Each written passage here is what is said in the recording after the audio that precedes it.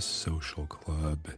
I'm Alexandra Constantine, and I'm your host of the Black Ibis Social Club. Got Fisto in the house. What is up, Fisto? Hey man, good evening. How are you doing today?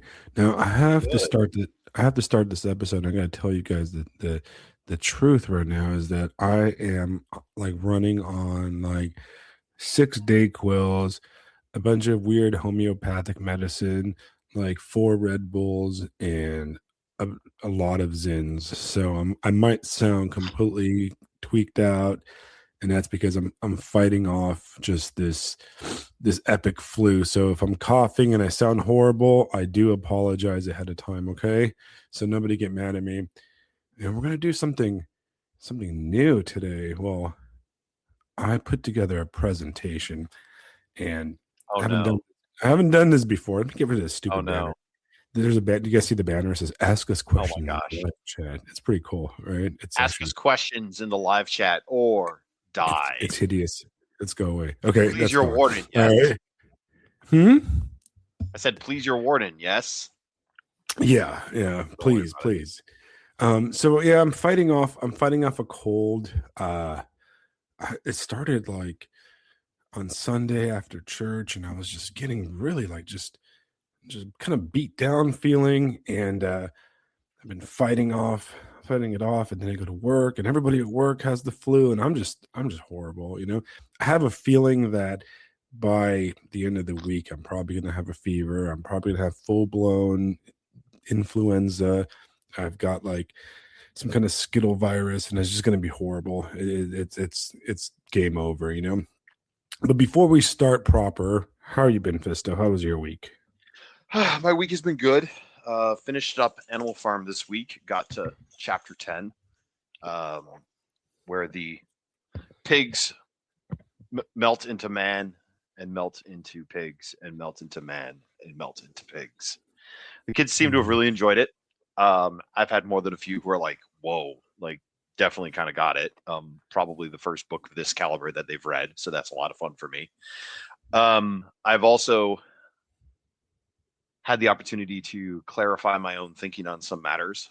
Like you saw in chat the other day, I kind of dropped that Russia history post on Jason, which I think is a good way to think of the struggles of the Russian Empire. Um, and then Right. also I've enjoyed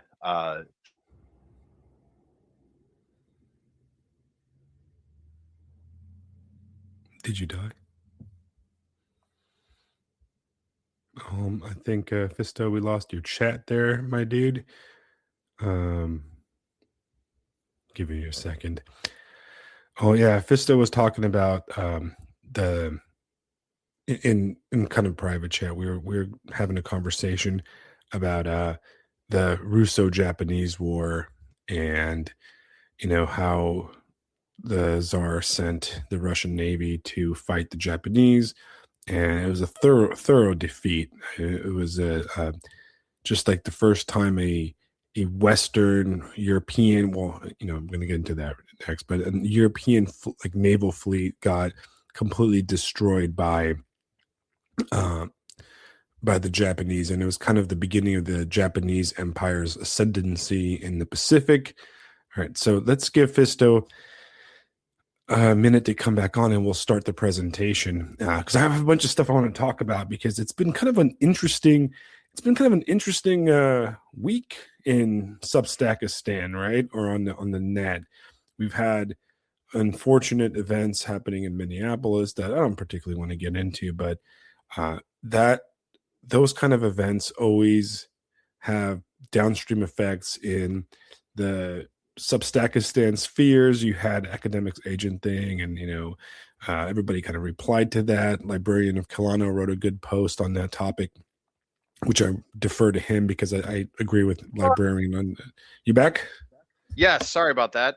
The computer had to Yeah, have a little nap, I guess. a little So nap. yeah, where was I? Where did I lose you? Yeah, we're talking about the Russo-Japanese War. Oh yeah. That was kind of fun. Yeah, the Russo-Japanese War. What about it? I don't know. You're talking about it in chat, and Oh, I okay, was yeah, I yeah, was yeah. gonna So say actually there was a kind of a cool note when I was living in Japan. I lived real close to. They have the battleship Mikasa, which was yeah, the one of the main battleships that fought in the Russo-Japanese one of War. the Japanese ones. Yeah, and I got to tour it, Yes. and Ooh. like Oh, that's it's they very turned it cool. into a museum. It's like Of landlocked. It's course. like concreted, but it's like Yeah, it's of pretty course. cool. That's very cool. Yeah, no. So, what I was telling Jason, uh, 2 weeks ago, I gave kind of a crash course in Russian history for my students, and most of them have no idea of this.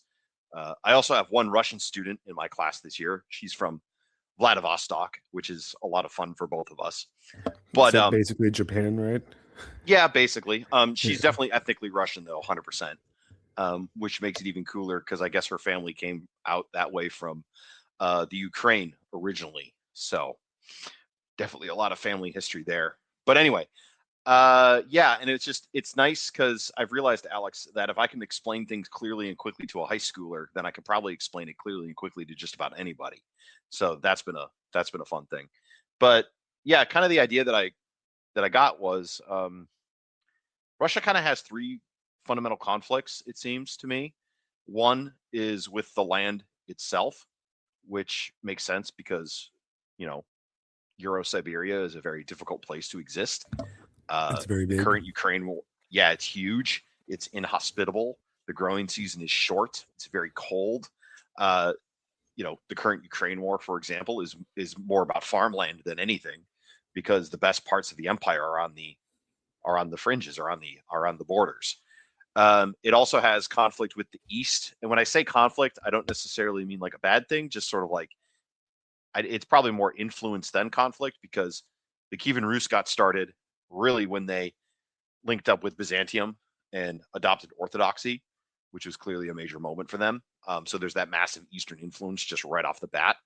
And then you get the Mongolians a little bit later on, who destroy Ukraine and are the reason why Moscow is the center of that civilization. It's further north, much more defensible. And once the Duchy of Moscow was able to overthrow the Mongolian yoke, they expanded out and, became this autocratic center of a massive land empire. Then you have, of course, the classic confrontation with the West, where, I don't know if you could call it advance per se, but let's say the developments of the Enlightenment, scientific revolution, the Industrial Revolution, all of that becomes an existential threat to Russia because they're running away, and Russia is a giant target for Right. the expansionist Europeans. So they're constantly trying to catch up, catch up, catch up, catch up, and that's why the Russo-Japanese War was such a moment for Russia, and specifically Tsar Nicholas II, because Japan was facing the same kind of problem. They had a deep, long period of isolation, and then Matthew Perry rolls up and says, "Hey guys, I have exploding cannons. Aren't these cool?" So like they're getting caught up just as much, but of course they did it much better. So with the Russo-Japanese War, from what I understand, um, Japan is more or less seeking its sphere of influence, like upstart young empires do, and Russia could either negotiate with that, which some of the czar's advisors suggested, hey, let's just figure out a deal with the Japanese and it'll be fine. Or you could have a more belligerent approach, which is what Russia ended up doing. They sent the Baltic Fleet, and it was such an embarrassment for them because, I mean, dude, the Baltic Fleet took 9 months to get to Japan. England denied it access through the Suez Canal because they were buddies with the Japanese. So they sail all the way out there, and the Japanese yeet the fleet in 45 minutes. Right. It was a pretty I mean, massive defeat. yeah, It, that's a massive black eye. And then, of course, the peace treaty gets settled by this joker named Teddy Roosevelt, which I'm sure the czar was like, Teddy, why is he called Teddy? What? You know what I mean? So it's mhm. it's this moment of I appreciate the discussion, and then the bigger discussion we've been having, of course, in chat was about, like, killing the king and the revolt of the Enlightenment, the revolt of all these anti God ideologies. But at the same time, too, like, I would never want us to forget that monarchs make mistakes, and if the buck stops with the monarch, that's on them. Right. You know what I mean? So Right. anyway, Well, it's interesting. fun I chat. guess what you can say is that I think Russia can be defined by its kind of an oscillating kind of back and forth between its Eastern identity and its Western identity, because it is a world that fits into both worlds. Russia has its Eastern Asian kind of characteristics, and then it's kind of like Eastern Slavic identity, but then it has a lot of, when you go west into St. Petersburg, its desire to become part of Europe. And you can see like through the centuries how it flips flops back and forth from, the Peter the Great kind of era where they got rid of a lot of Slavophilic kind of ideas and they rejected their Easternism and adopted Westernism, to their post Napoleonic Wars, where they rejected the West and switched to more traditional, and then with communism, they once again embraced Western ideas. And Yeah, then post World War II, Stalin kind of rejected a lot of Westernisms as a capitalist kind of Western idea, and they went back towards like more Eastern kind of concepts, towards the realignment towards China and that type of thing, But they've always yeah, been in between world where they've had conflicts with the Asian East and also the European West. It's a yeah. fascinating history.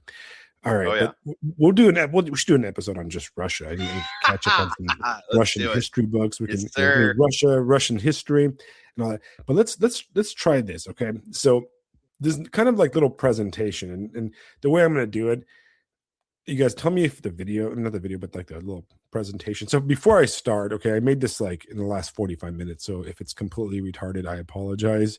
So let's try this. All right, can you guys see this in the chat? I can see it. You guys can see it. Let me see. Can I see it? Yeah. Ooh, also, real quick, just as a quick side note, if you could let me know of any good questions in chat. I'm trying to keep my computer resources taxed at a minimum level. Okay. All right. You guys are seeing this in the chat? I don't know. Let me see. Does it show up on Substack yet? Yeah, I can Uh, see it in. I can see it in the broadcasting software. does it show up on Substack? Okay, cool. All right. So on Substack, I accidentally kicked a hornet's nest of downright stupidity. Okay. So I made this comment, and I'm going to read it to you guys for the people that aren't watching the video live. My comment was, too many on the right are making an idol out of Western civilization. Lost in idolatry, no different than your typical pick and choose cafeteria neo-pagan. Western civilization is Plato, Shakespeare, Michelangelo, and Bach, but it's also LGBTQ, trans parades, abortion pills, OnlyFans, etc. We need to be Right. honest. We need to really define what is Western civilization. And I got a lot of pushback from that. I mean, not from everybody, but from a decent amount. And one of the most ironic comments on it, and I should have clipped it and put it on this little presentation, was a comment from, I forgot the guy's name, who he defends Western civilization with like a bunch of statue posting. And as soon as I Oh, looked at it, yeah. I was like, wait a second, there's something wrong with the statue post. And I realized that he posted a statue and it looked like a Greco-Roman building with a statue of David. And I'm like, that doesn't look right. And I realized that what he posted as his example of Western civilization was actually a picture of the Chicago World Fair. So he posted basically an idol, a plaster mold of Western civilization, right? Which it was basically it was a black and white picture of the Chicago's World Fair, right, where they Yeah. recreated a Greco-Roman kind of city and stuff. It was really interesting that's what he used to defend against me calling Statue Bros idolaters of Western civilization, right? And I just thought that was hilarious, right? Because I was like, you literally posted a plaster mold of that. Now, look, I get it, right? And before we start on this next little project, I I love Europe, right? I love America.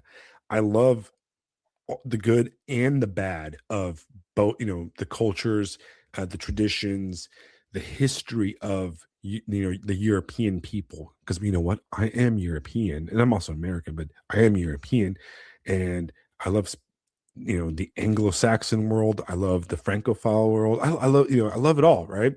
The Latin world, and I love the Greco-Roman. It's we're on the same page, guys. But what I'm trying to say is that we need to be able to look at these kind of stuff realistically, and we need, in order to move on to a proper spiritual understanding of everything, we need to fully understand what we're talking about and make sure we're not making idols out of things. Because if we do that, we are no different than the people on the left. And my main kind of point is that, the criticism, Fisto, of people on the left, how they love humanity. You've heard that before. Oh, I love Right. humans. But they hate their neighbors. They'll Right. send all their money, or your money, right, to like African nations to cure like bot fly infestations or something like that. But they hate their neighbors, and they have nothing but contempt for their neighbors. So in a way, by making an idol out of Western civilization, right, making an idol out of this, like making a false idol, like a mistaken kind of idealized version of Western civilization, you're no different than that kind of, altruistic, suicidal altruistic leftist, because you're not really doing the right thing. So I wanted to make a little, like, I wanted to talk about that, because it kind of triggered me to use a lefty term, right? To the point where I just thought a lot about it. So I wanted to kind of Right. put my thoughts into a more cohesive like thought, and I want your input. So we're gonna go on to this. So let's move on to the next part. So what is what is Black Western Ibis, a PowerPoint. a PowerPoint, guys? I I'm getting a love it. I PowerPoint. love Okay. it. I like I this, love right? it. We're using the power of technology, Oh, Faustian here we go. technology, right? So what is Early okay? 2000 Maxine. What is Western civilization, right? What do you mean when you talk that, right? What is it? What are the characteristics? Is it just a bunch of cool statues? Is it like David, right? Is it the statue of David? Is it the Roman Empire? Is it, you know, um, like what is it, right? Like we need to define it. You can't just say I love Western civilization. Okay, well that is a big thing. Where does it start? Does it start with the Greeks? If you open, where does like most little like of your like school history books start?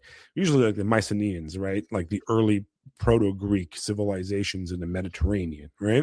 Well, Yeah. that's really Yeah. odd, because most of the Western civilization bros don't consider the East Western, right? Right.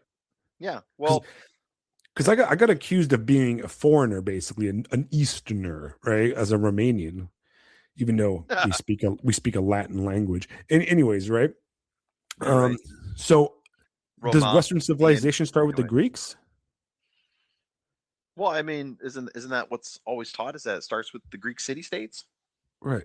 It starts with the political achievements, the philosophical achievements of Greek civilization, the demos, democracy, republic. Immediately right off the bat, I'm seeing that suspiciously it starts with the Greeks because that supports our preferred narrative about ourselves. Right. Right.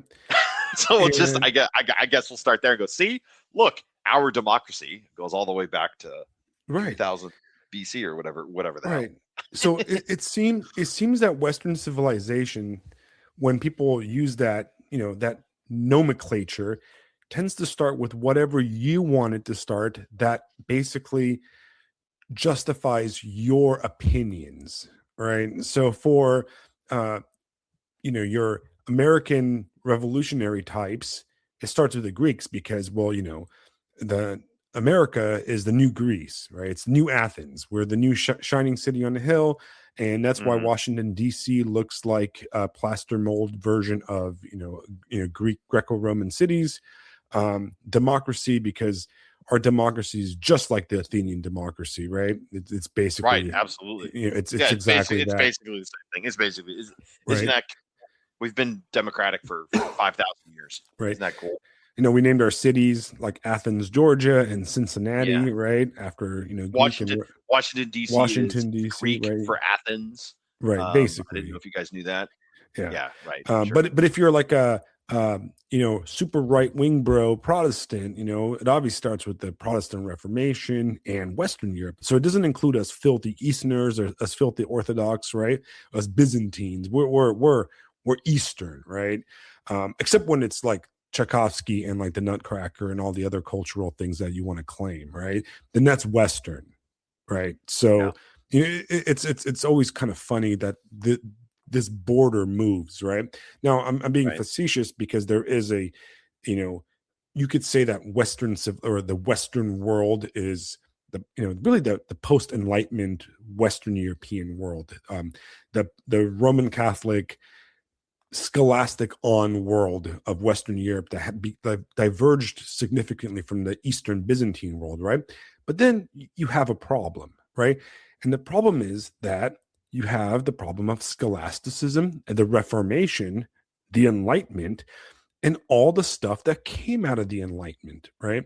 So the problem is all the great stuff of Western civilization is great, but you also have the Enlightenment, right? And the results of the Mhm. Enlightenment are LGBT pride parades, right? And I don't think I have to kind of, do I have to do a causality movement all the way from, the extreme focus on individuality of I can interpret the Bible my own way to I can interpret my sex my own way, right? They're very linked, guys. I don't know if you guys can see the logical causation of that, right? Yeah. Right. And communism, fascism, and liberal democracy are also direct descendants of the Enlightenment, right? So, Yeah. you have like Nazi bros and fascist bros going, yeah, Western Civ, we got to defend Western Civ. Well, communism is also part of Western Civ because you can trace its philosophical groundings in Western civilization. But then, of course, they'll say, but no, it's the fault of those Middle Easterner non-Muslims, right? Yeah. But I think we're stretching the fact there, right? Because for every Middle Eastern non-Muslim that it was involved in communism, there was plenty of, European, Anglo-Saxon, Germanic people that were also involved in communism. So, anyways, you got to take both, right? You got to really analyze it. And the way I look at it, for example, when you look at Russia is stronger today because of communism, whether people want to admit it or not. Because True. well, 100% the true. orthodoxy as a religion is stronger today because it went through the crucible of communism, Right. right? And communism is integral to the modern Russian world or the modern Eastern European world by hitting that level of extreme materialism and going through it and past it. It allowed those Eastern European countries and the people and the people studying them to fully understand the pitfalls of severe dictatorial materialism, which is what communism is, and be able to combat it better in the future, hopefully. So to move on, you've heard this term before, the Faustian age, right? You ever heard that?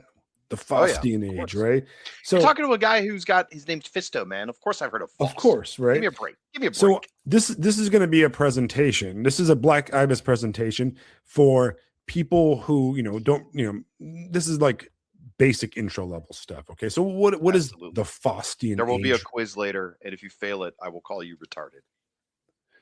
Well, what does the Faustian age refer to, and where does it come from? Okay, so the Right. Faustian Sure. age refers to an old German, it's like an old German medieval mythology. It's made. I think the most popular version of it was a play by Wolfgang von uh, Goethe. How do you say Goethe? Goethe. Off. Goth. Goat. I think it's pronounced Johann like Wolfgang von Goat. Van Goethe or Van Goethe, Goat. right? Just call it Goat. All right. Whatever. So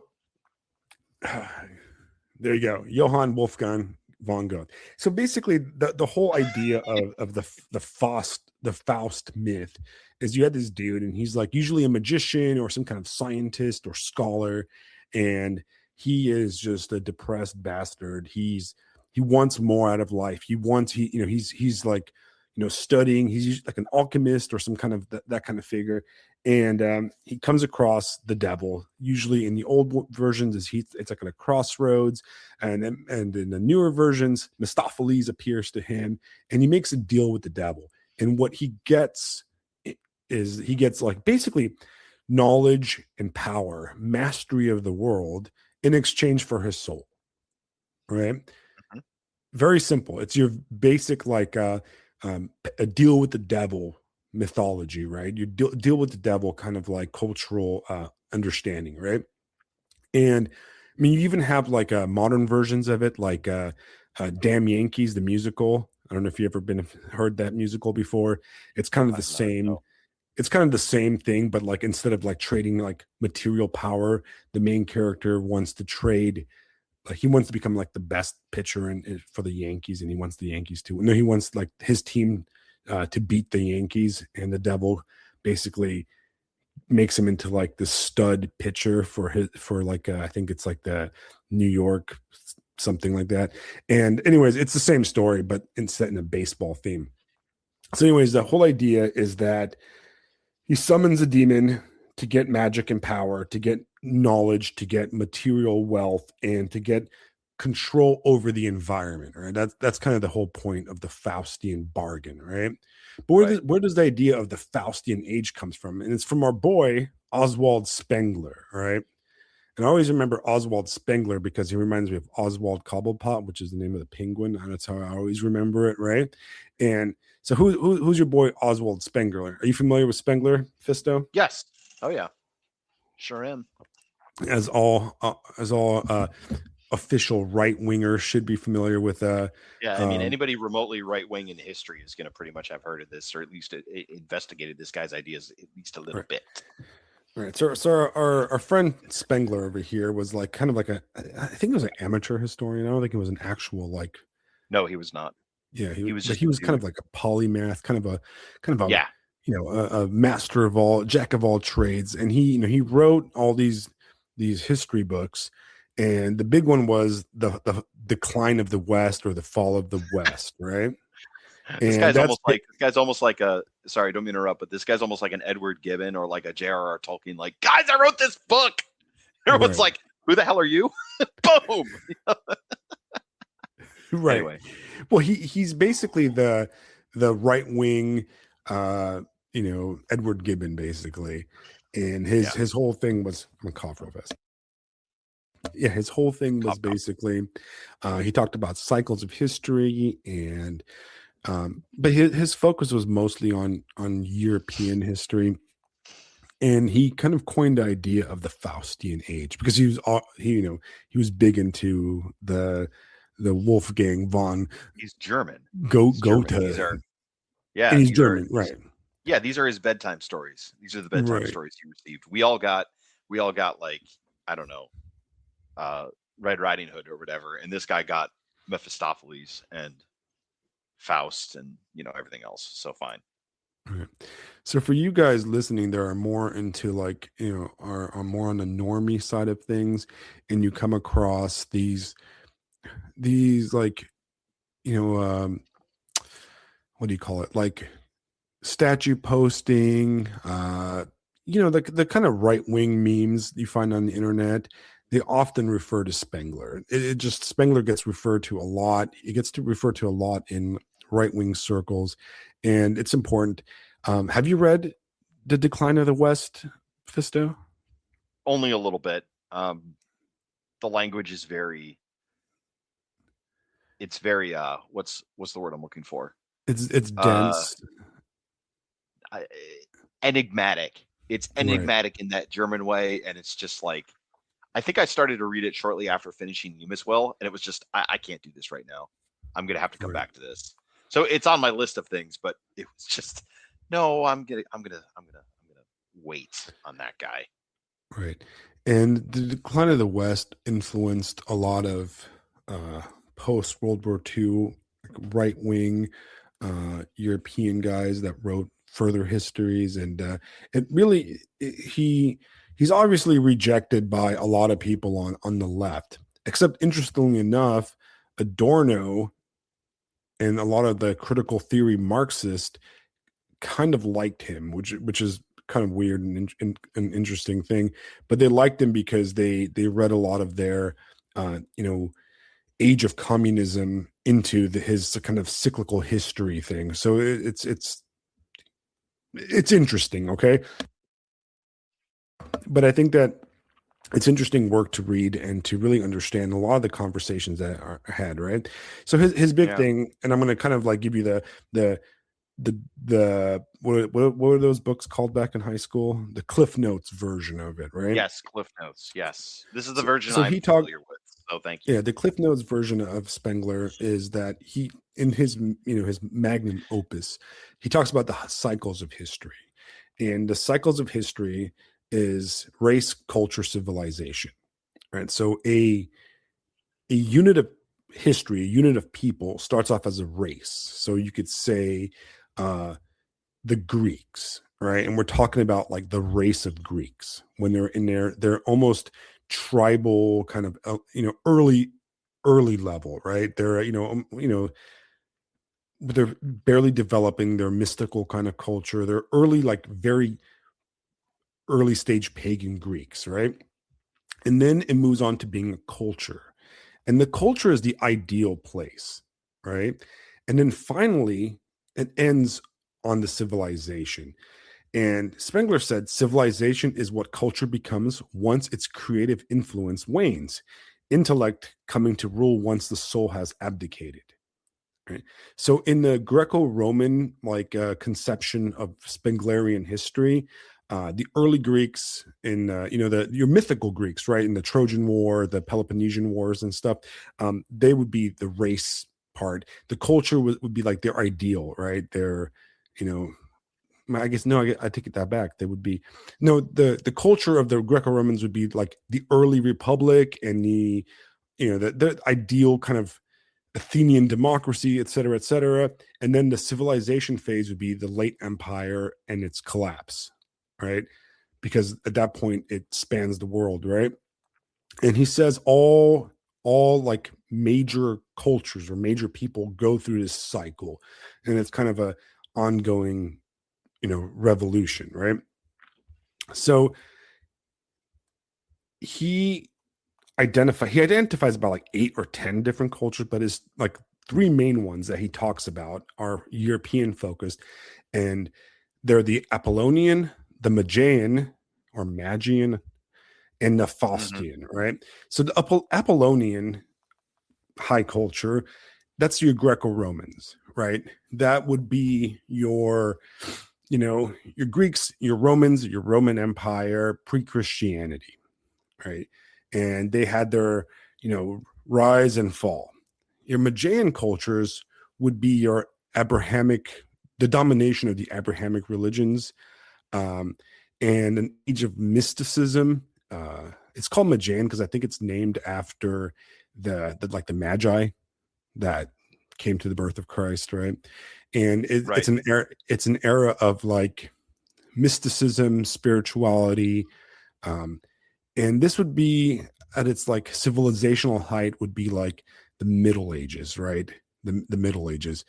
And then finally, the final like era of history is the Faustian age. And we go back to the Faustian myth, right?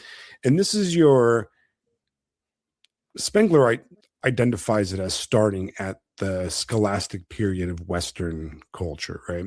So once people started really focusing on um, classifying and identifying scientific things. And then, of course, this is defined by the age of exploration, the Reformation, the wars of religion, and eventually, space, right? Is Faustian, Hmm. going into space, right? And you'll see a lot of guys on the right wing, talk about like, oh, the Faustian spirit, and I take on the Faustian spirit and that type of thing, right? I mean, we've all seen those memes. I think I've seen like 5 of them posted today. Right? So that's what they're talking about. They're talking about Spengler's high cultures, and we are supposed to be in, according to Spengler, we are in the Faustian age right now. Well, the end of the Faustian age, basically, the death of the Faustian age. So some of the traits of the Faustian age are scholastic rationalism. And you guys, I don't need to explain what scholasticism is. It's, you know, it's the Roman Catholic, monks studying science. Your Saint Thomas Aquinas, um, that whole thing, which eventually led into um, them systematically building systems to identify the world and eventually the natural world, and eventually trying to systematically identify God, a focus on rationalization and hyper rationalization, which led to individualism, the Reformation, Enlightenment, which are kind of all tied in together. And from the Enlightenment, you have liberalism, communism, fascism, futurism, postmodernism, and then everything that comes out of that, right? So those are all things that are Faustian in spirit. So I always find it ironic. I don't know if you guys do also, that the same people that are posting Greco-Roman statues are saying Faustian age. I'm a Faustian spirit. Well, I'm sorry, bro. You're misunderstanding your own Spengler-isms, right? Because those Greco-Roman statues are from a different age. They're an Apollinarian age, right? The only people that use it properly are like what's his name? John Carter of Mars. He talks about the Apollonian age and the revival of an Apollonian age. The Faustian age is communism, my dudes, right? Mm-hmm. It's the rationalistic, you know, scientific definition of labor. It's the scientific definition of capital. It's basically, and it's controlling of nature. The most Faustian stuff you have right now are really trans people, to be honest. Trans people and transhumanists are Faustian, right? Because they're basically giving up their bodies, right? What is the goal of a transhumanist but to upload their brain into a computer for immortality? If that doesn't sound like a Mistophelean like deal with the devil, Yeah. I don't know what we're talking about, right? Yeah. So is this Western civilization I'm supposed to idealize? Transhumanism? Because that belongs to the Faustian age, right? Elon Musk is a Faustian, right? Should I be proud of my Western civilization of uploading my brain into some crappy like chat GTP? Because there's nothing more Faustian than that, my bros, right? You know what I mean? Right? Yeah. No, So absolutely. I think a lot of the posting is having not thought it through to its conclusion, and or wanting their cake and eating it too. Like, nah, I'm Faustian, but I'm gonna draw the line at the part where I would end up damned. right. As if Right. that's how that works. It's just, wait, what? Right. Because I mean, if you really want to if you look at it this way, and anybody in the chat, feel free to correct me if I'm miscategorizing the idea of the Faustian spirit or whatever.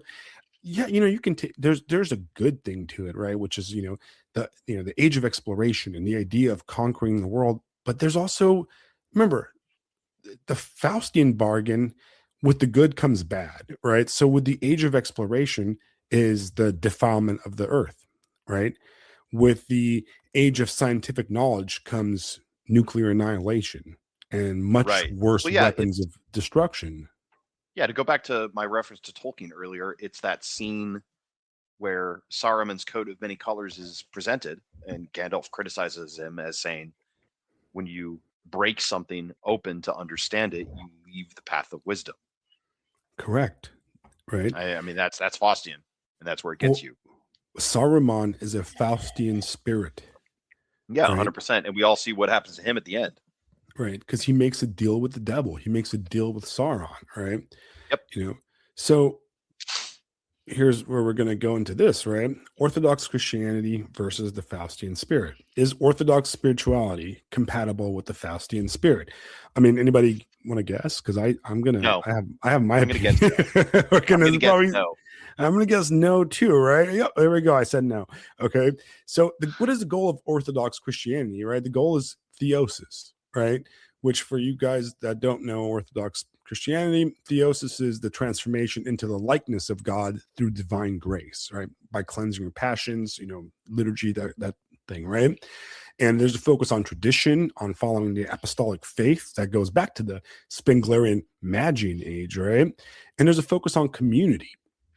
and togetherness and a unity of spirit, right?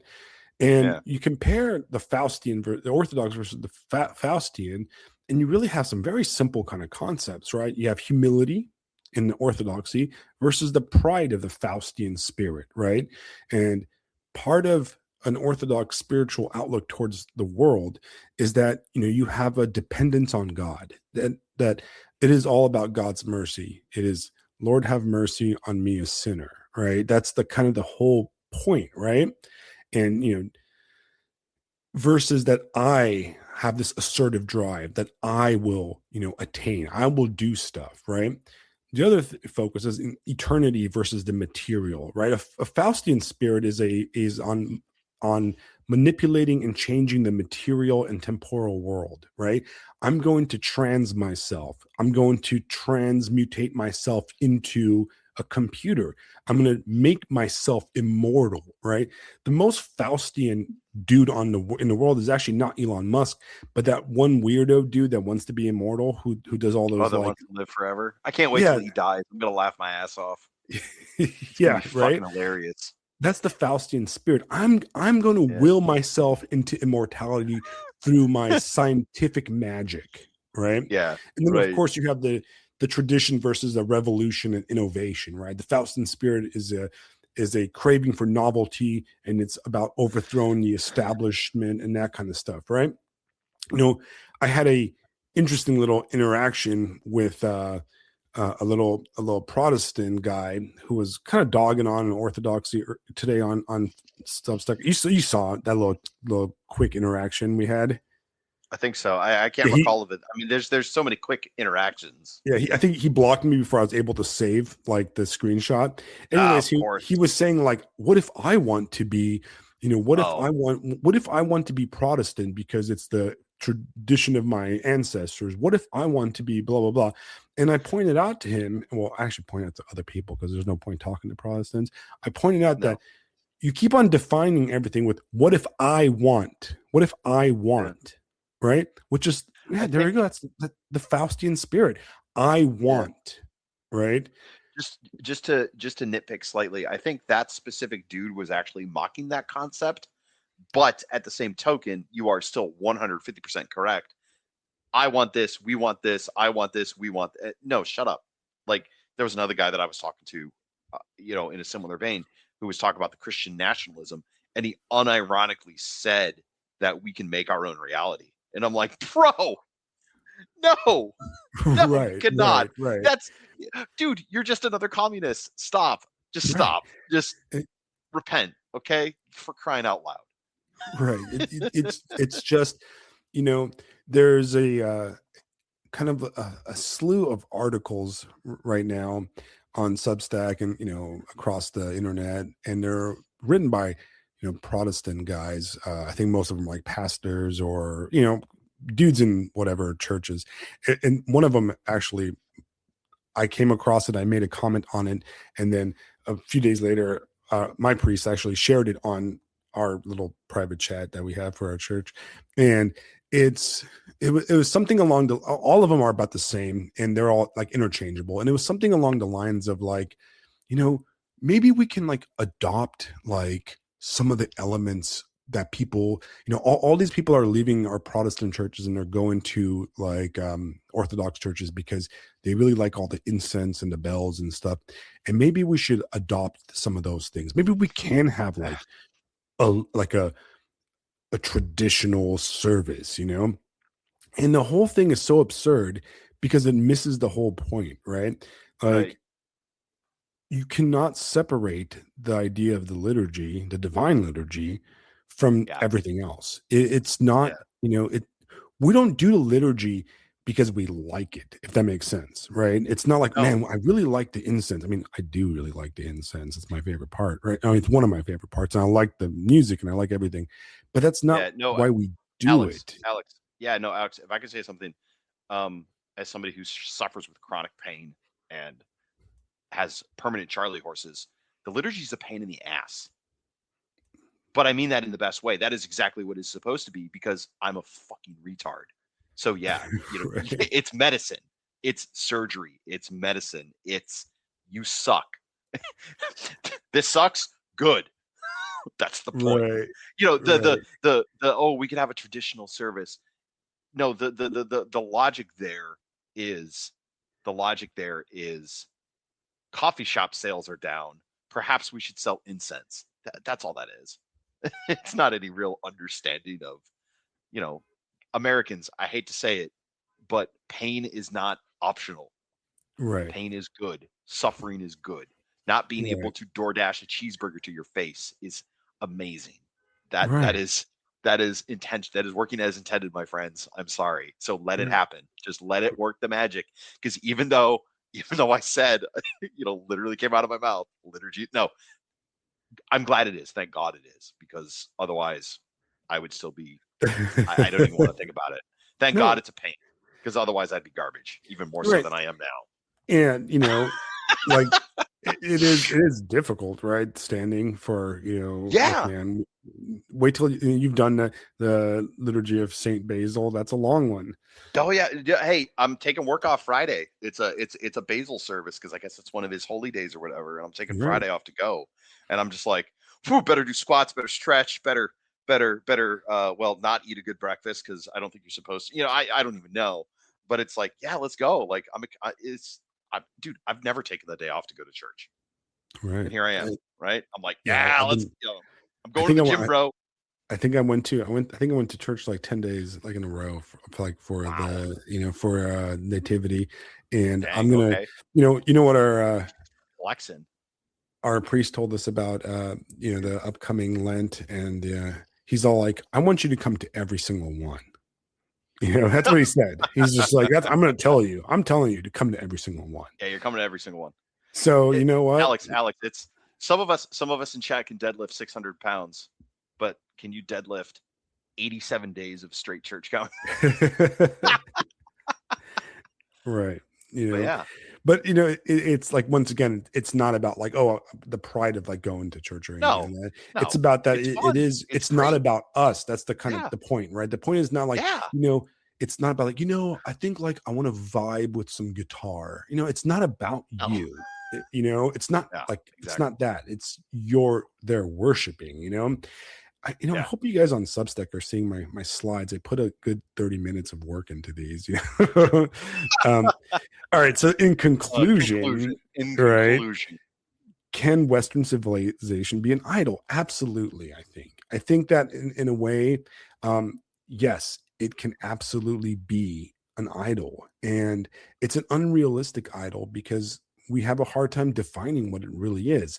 Is the Faustian spirit a good thing, or is it, a thing that brought us to where we are today? Well, it's in its definition, right? It's literally a story about the deal with the devil, right? why would anybody think that ends well? You Like, know, I not even the think story. The story that not like this. It doesn't have a happy ending. I mean, the the one of the the things. go One of the things. Sorry, go ahead.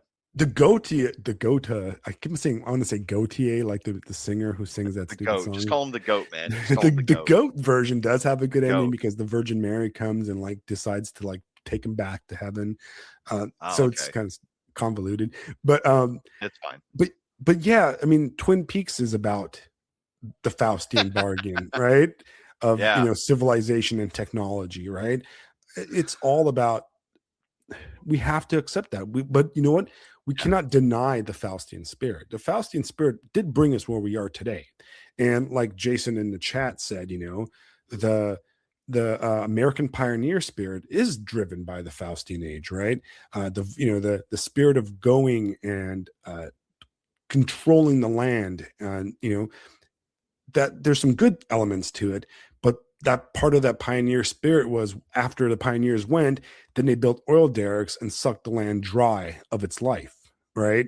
They depopulated like the buffalo herds, and Mhm. and all kinds of stuff that came along with this. So there's what it's trying to tell us is that there's a huge trade-off, right?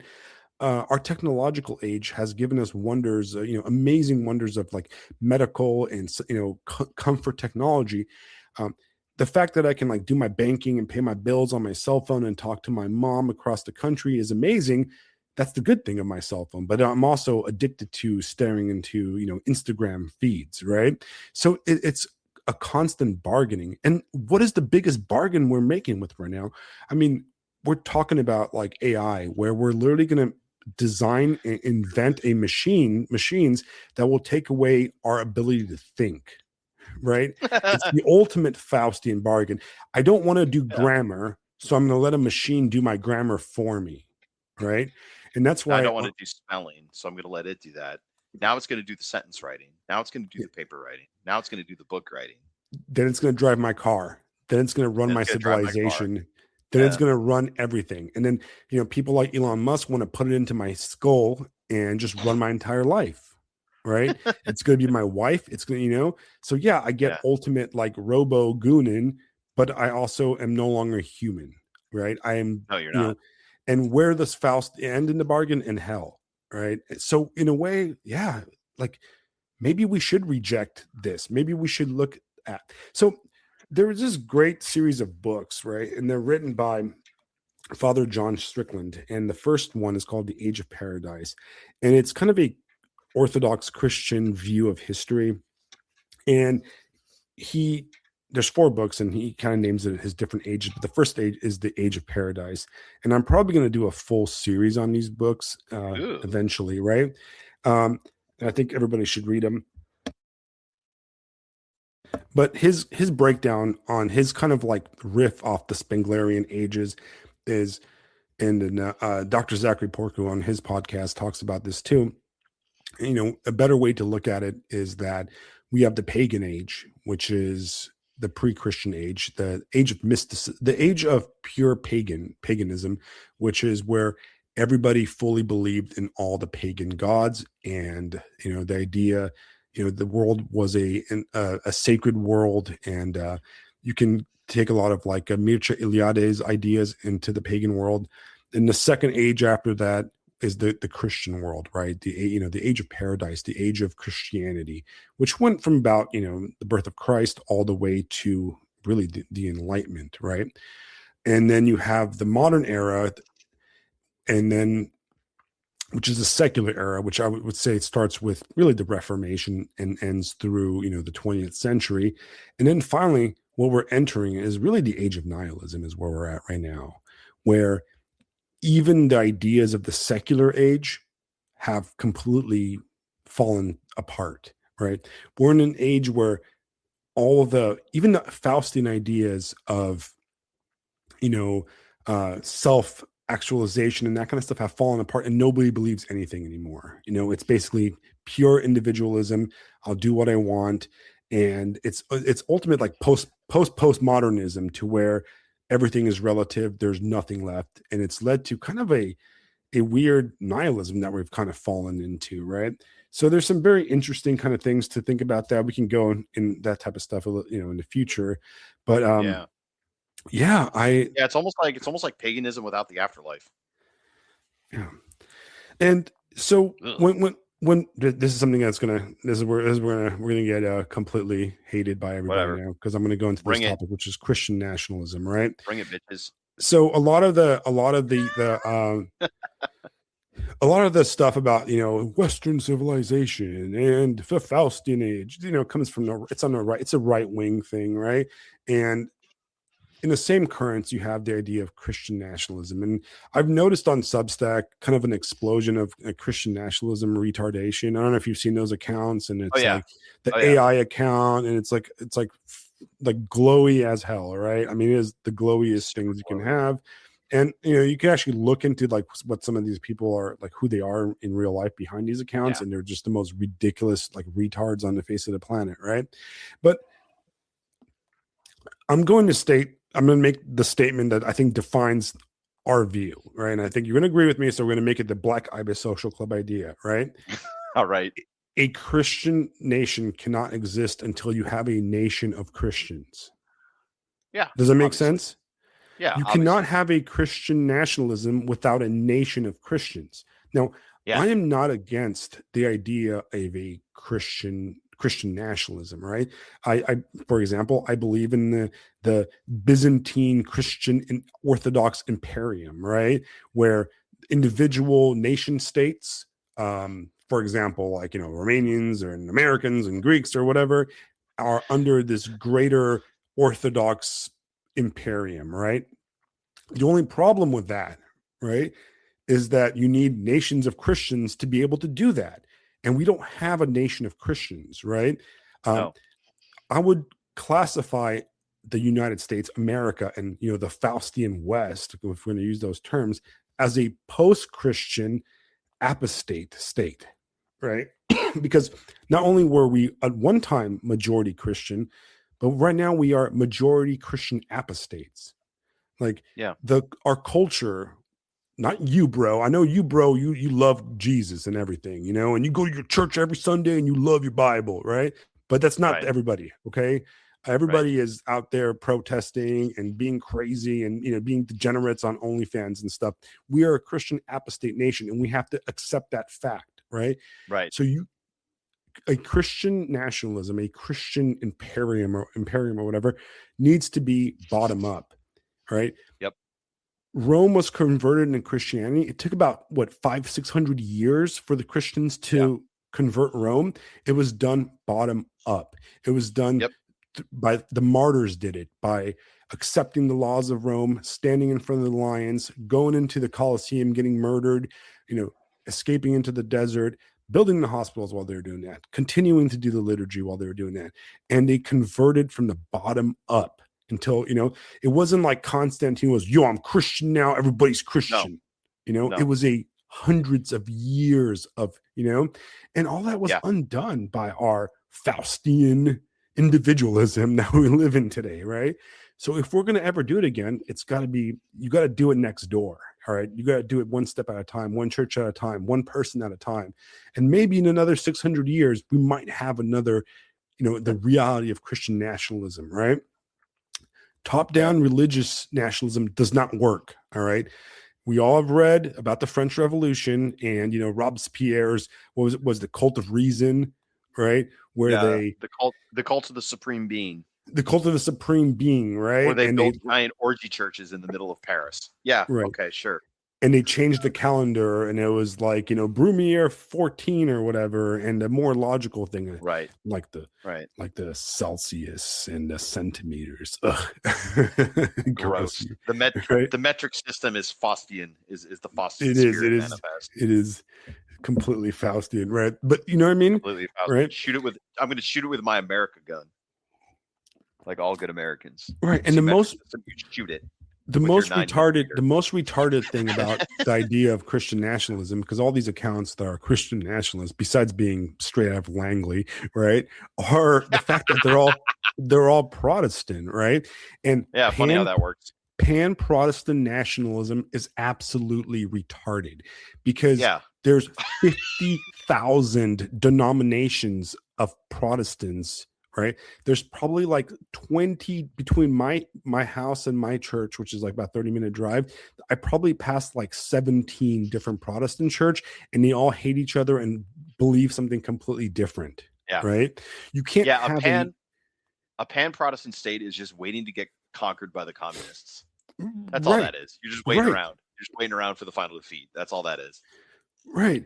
Because I mean, I can go across the street and there's a like a Black Baptist church with old ladies with crazy hats and they're singing about the spirit, and then a few blocks away you've got the Church of the Bible with the giant movie screen, and the guy's talking about how much he loves that Middle Eastern state, and it just, none of you guys agree on anything. How can you have a Right. nation when you don't even agree on basic theology, my dudes? Right? That's Yep. ridiculous. It's just absolutely retarded, and there's no even point in even like engaging with that kind of stuff is absolutely stupid, so like that's kind of the end of that. If you want to Yeah. live in a I almost Christian feel like, yeah, go ahead. sorry, I don't mean to interrupt, but I almost feel like Jason's Mormon project, I think in a lot of way that's going to be a very excellent nail in the coffin for the whole idea. Like, I'm really excited to see what he comes up with, but I think his general idea is very correct, which, correct me I if I'm can't wrong, wait. but like Mormonism is the American Protestant sect, and to think that any of these others are even going to remotely compete with them is ridiculous, because they have the unity, they have the money. Yeah, I mean, Mormonism is Faustian, there bro. you I'm go. gonna I'm gonna Yeah, get my there you own go. planet. I'm gonna get my own Heck yeah, man. planet. I'm my own Heck yeah, man. prophet. Planet full My of own bitches, fam. prophet. Planet full of bitches. Hell yeah. My Wait, own what? prophet. Anyway, I'm gonna make it yeah. all the way to my own planet. It's gonna be Planet Xenu 4 is what I'm gonna name my planet. And it's gonna Perfect. be purple and it's gonna grow It would be purple. purple, That's crazy, dude. purple flowers and buds on it. Purple You know, I flower. mean, come That's on, amazing. man. Man, all the purple. All right. Purple supremacy. Let's I'm a go. master of my planet. But yeah, I mean, it's just stupid, man. It's just not even worth it, man. And like I said on Substack, if you see these like these accounts with the flaming Jesus, and it's got like a sword of Archangel Michael and stuff, and it's like, yeah, you got to respect the Christian. Shut up, Fed. Just That's stop. really Just stop. Shut up, stop. Fed. You're embarrassing yourself. Go home. Shut up, Fed Tart. Go back There to you go. that tent Shut up, Fed revival. Tart. Look, I mean, just like, let's just be honest here. Like, you can't have like, you don't even know what you're talking about half the time. So these people are stupid. Right. It's just not even worth it, right? It's just clowning. All right, so let's talk about my next topic. Moving on. Let's talk about Emma Collins. It's our girl Emma. Oh Collins. yes, again, yeah. All right, you guys are right. So Emma Collins, right? Let me see if I can do this. I'm gonna do this. See if I can do this. This is gonna be. I'm trying to be high tech today, my friend. Man, we're so high tech right now. Yeah, high tech. This is Faustian Black Ibis. Right. We've sold our souls for PowerPoint. I'm so excited. We're gonna do this. Boom. All right. Oh no! What are we doing? I'm terrified. I'm terrified. It's not up on the stream yet, but I see what you're doing in the little box there. Has it gone yet? Let's see. Let me put it up. Yeah, put it up on the stage, man. Let's go.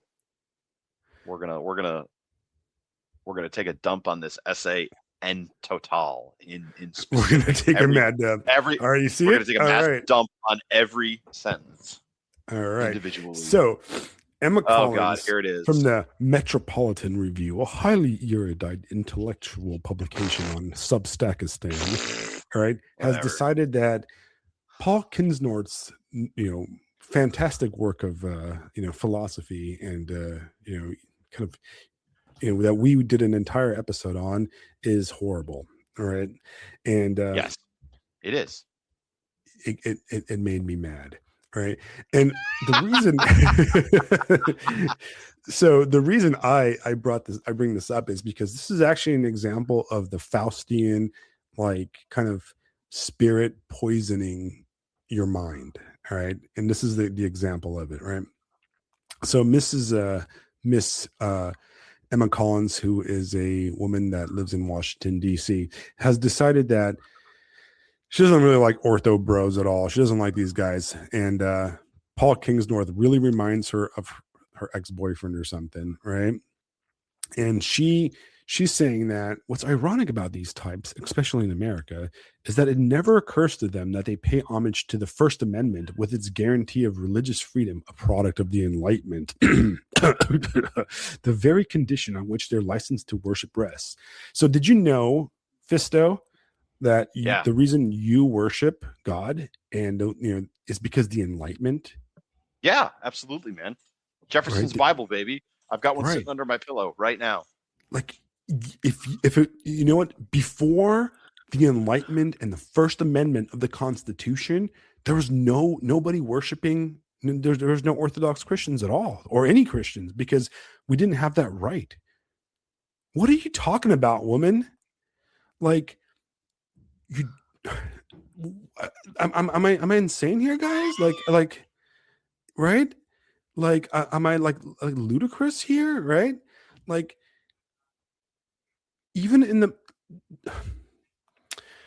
so you're telling me that speechless. I'm speechless. Like, this level of like extreme retardation, like, left me speechless. I like, it's highlighted there. I highlighted it for everybody, for myself, because I was just like, okay, so you're telling me that during, the most oppressive eras of communism, there was no Orthodox Christians, that during the height of the Roman persecutions, there was no Christians, that they were just sitting around waiting for the First Amendment and the age of enlightenment to allow them to worship? It's almost as if like the very condition on which they're licensed to worship rests. Bitch, my savior walked out of the fucking tomb. I don't give a shit what the First Amendment says. I mean, I get it. First Amendment, very cool. But come on. Really? Jesus. You have to stay in the tomb, man. First Amendment doesn't say you can come out yet. Right. What? Like, tell me you have no idea how religion works without telling me you have no idea how religion works.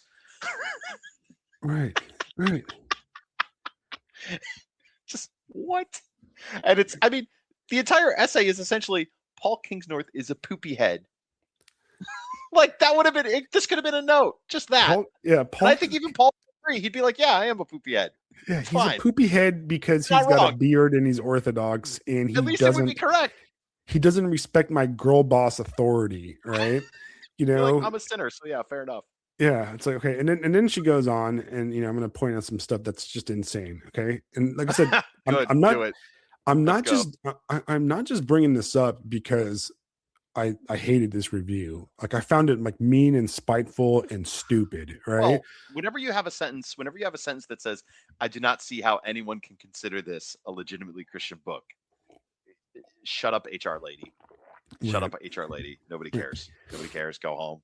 This is why women are not priests. Just go away.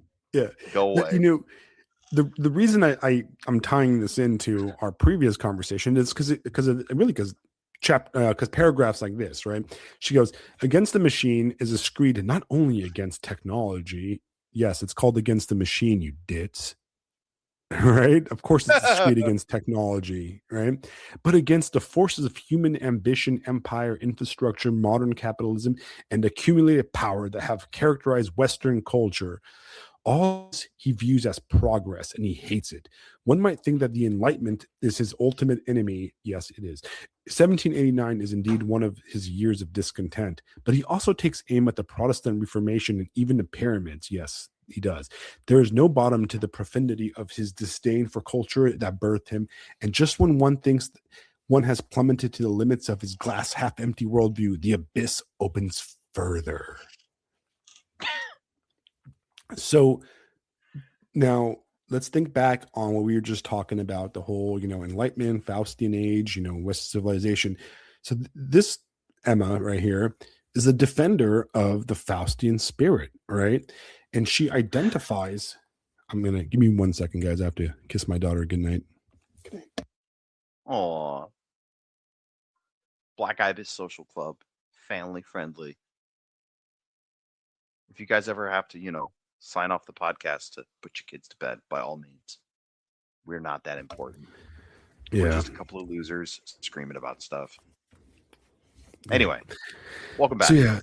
So I mean, look at this here, right? What is she defining? What is this? And I believe she's a Christian, right? I believe she's actually a Roman Catholic, right?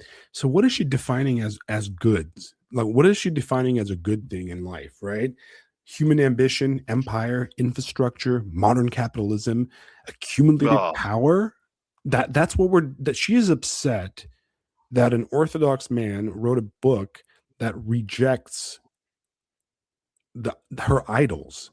She just listed her idols.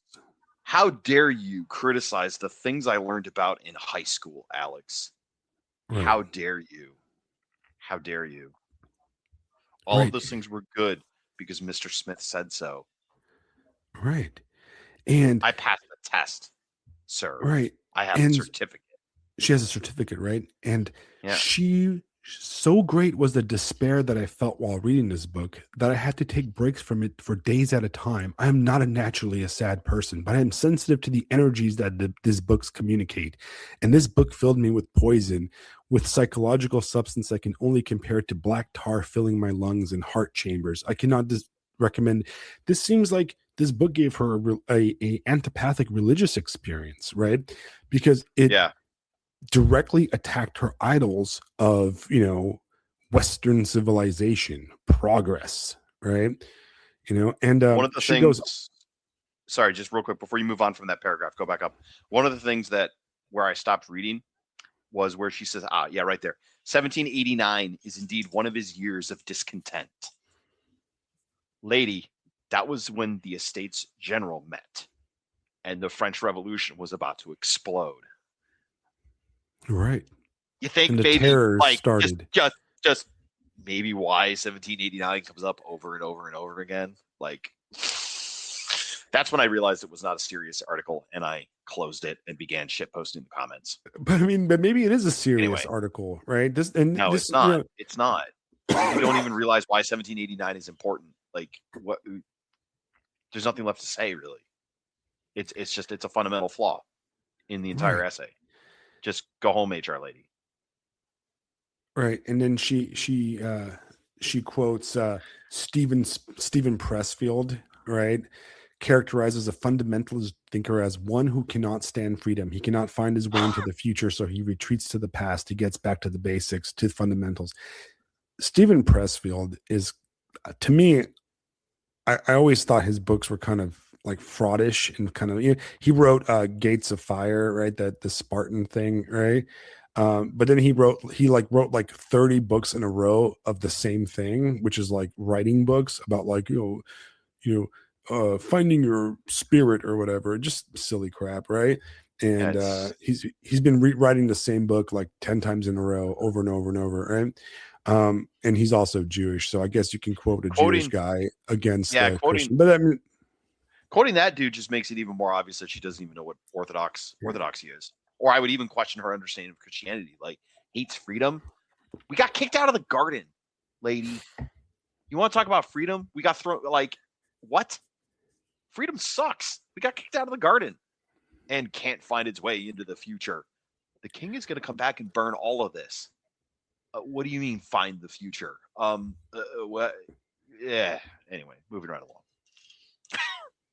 so she goes, Kingsnorth spends the bulk of his writing on his satanic vision of the internet and depicting today's digital culture as the contemporary manifestation of man's inner evil.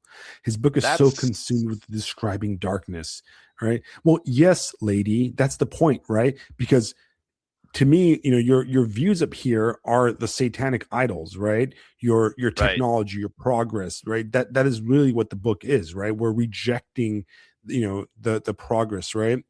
That's And the you know, sentence that makes me wonder if she didn't just read an AI version of it, because in the book, Kingsnorth suggests that the machine is preparing the way to the Antichrist, but he is absolutely humble enough to not say that straight up because none of us really. I mean, he's not. He's in my mind when I was reading it, he was very careful in with that because even me, like the hairs go back up on the back of my neck when I start thinking about that kind of stuff. It's just nah. That's I'm leaving that up to God. Like I'm not going down that road because I right. think once you start guessing that way, you kind of go crazy. Which he was in my mind. He seems wise enough to recognize that.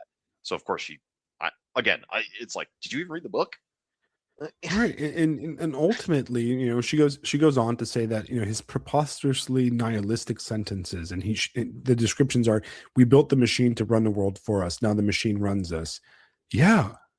Yeah, lady, We that make technology and technology makes us. That's McLuhan, lady. That's basic stuff. right. You know, and McLuhan was a Roman Catholic, lady. You should be familiar with McLuhan because he's from Yeah, your tribe, right? You know, right. the machine has by now colonized us all. Yeah, but it's been going Yeah, on since the Tower of Babel, right? This is right. this is this you know, and then Kingsnorth even takes it to the Tower of Babel. It takes it to the pyramids, right? That's what we're trying to do. We're trying to, you know, make us into units. Communism was turning us humans into machines, right? Turning us into economic units, right? And we are, you know, and our liberal democracy turns us into pleasure units, right? Where our entire life is uh, judged by the amount of pleasure we can extract from the environment and from other people, right? And Yeah, the internet and its consequences have been a disaster for the human race. I mean, okay, so there we are. We're riffing on Uncle Ted there, right? Right, but you yeah. know, so her whole attack is that basically, like, you know, he's just a hippie that's like, just a doom hippie that's doom hippie, and actually technology is good, and you know, our us doom hippies should just go play Dungeons and Dragons in peace, and not be edge lords, and we should just go to the Ren Fair where we belong, which is kind of cool. I guess Ren Fair is kind of cool, right? I wouldn't mind going to the Ren Fair. I miss going to the Ren I mean, Fair, those are right? fun. Yeah, those are Um, cool. you know, and ultimately, and then she goes on an attack against Sholonitsky, and uh, I don't understand her point, right? But it seems like, and then here we go. Here we go. We're getting to the kind of the meat of it, right? She goes, "No thanks. I'm half Andira Dark Hillbilly and half Washingtonian swamp creature, and I Adirondack. love the." There we go. I'm sorry, I'm a foreigner, It's fine. I'm and I love I'm up the. and I around that love. way, so How that's do you all. say it? How Adirondack. do you Adirondack? Okay. Adirondack. Yeah, mountains in New York, man. They're Oh, fantastic. okay. See, Yeah. I'm a foreigner who grew up in the West Coast, so I'm not That's okay. familiar. We still love you. Uh, Right. And Appalachia was a hard word for me to learn, and I didn't learn it until I moved out here. Appalachia's a tough one. Yeah. Yeah, absolutely. So she's a Adirondack hillbilly and a half Washingtonian swamp creature, and I love the American flag and all that it stands for. Idle. If King's North is coming for even a threat of it, he'll have to pry it from my cold dead claws. There's a supreme irony in the amount of time King's North spends in inveighing against colonization or uprooting a people from its traditions. And yet it's clear he'd love nothing more than to relieve us American patriots of many of our hallmarks of our collective culture, right? He sees against the ambitious, expansive United States of America, calling us our first century nothing more than a newly incorporated business, and raging against us, spreading our core values of individualism. Not surprising for anti-enlightenment, bro. As for the era which established the values of classical liberalism, we are still swimming in its backwash, he bellyaches. Well, yeah, right. I mean, Once again, how dare you? Look, I saluted the flag every day when we said the Pledge of Allegiance before school started. How dare you, sir? This is Fallout. Fallout has a deeper understanding of skewering American patriotism than this lady could ever conceive of. All right, it's just no, it's just silly. yeah. It's silly. I mean, let's be honest, right? So this is, and like I said, the reason I brought this hit piece up, right? This Yeah, abortion of a review, is because it is the representation of this kind of, like, it's the same spirit that I was attacking in my comment about Western civilization, right? Which is, well, how dare you attack my cell phones? I have a God-given right to cell phone and OnlyFans, and it's kind of First like that. Amendment, That baby. it's that hick lip. I mean, yeah, those godless transgender mutants might be, blah, blah, blah, but, and they're spreading their Skittles and all this stuff, but that's the American way. And we're going to spread that individualism all around the world.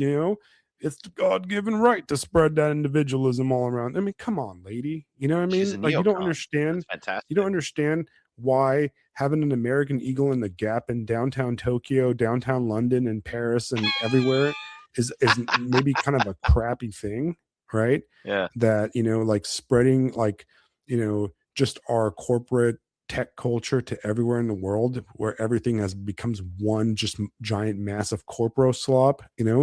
It's, yeah, where the Faustian spirit ends up in Night City, basically, in cyberpunk, right?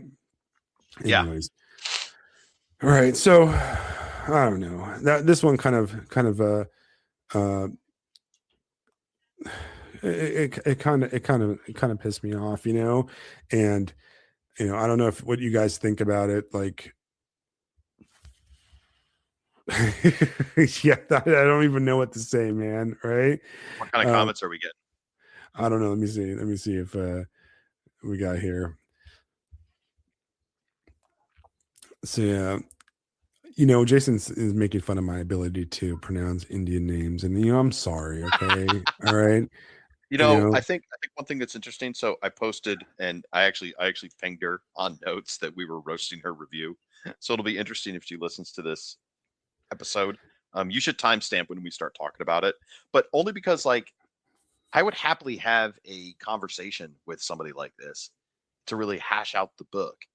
But you know, it goes back to something I've been talking about in class. So I'm trying to teach high school students in a rural district that about what debate is, and most of them they think, oh, arguing. No, no, no, no, no, no, no. We're not having argument club.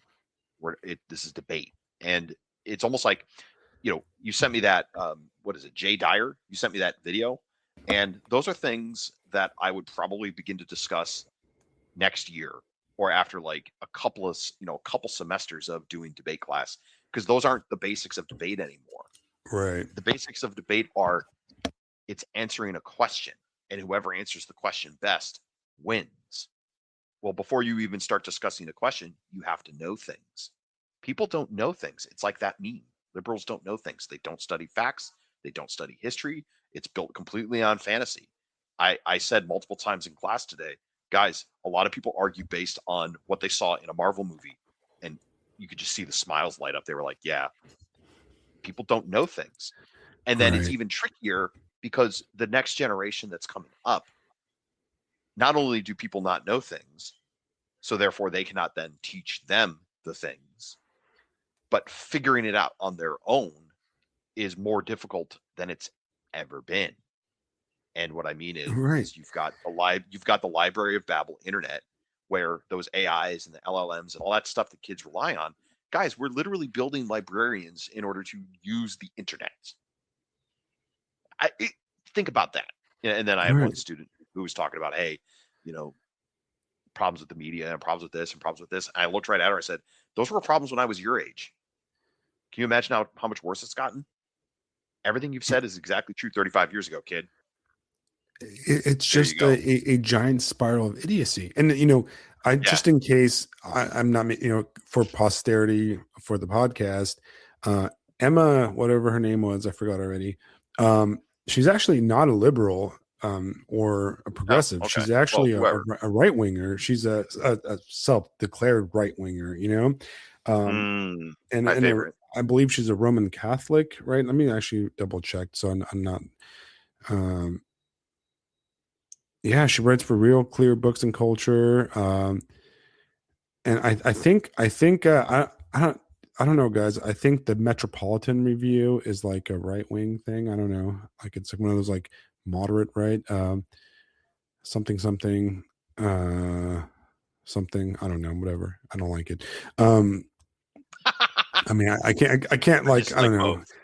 Look, I just like I don't want to say I don't like it because they probably maybe have some good articles and stuff, but like if that piece of shit got through editorial, it casts doubt on their quality because that look, besides it being crazy and it actually worked out because it did kind of play into our conversation today, right?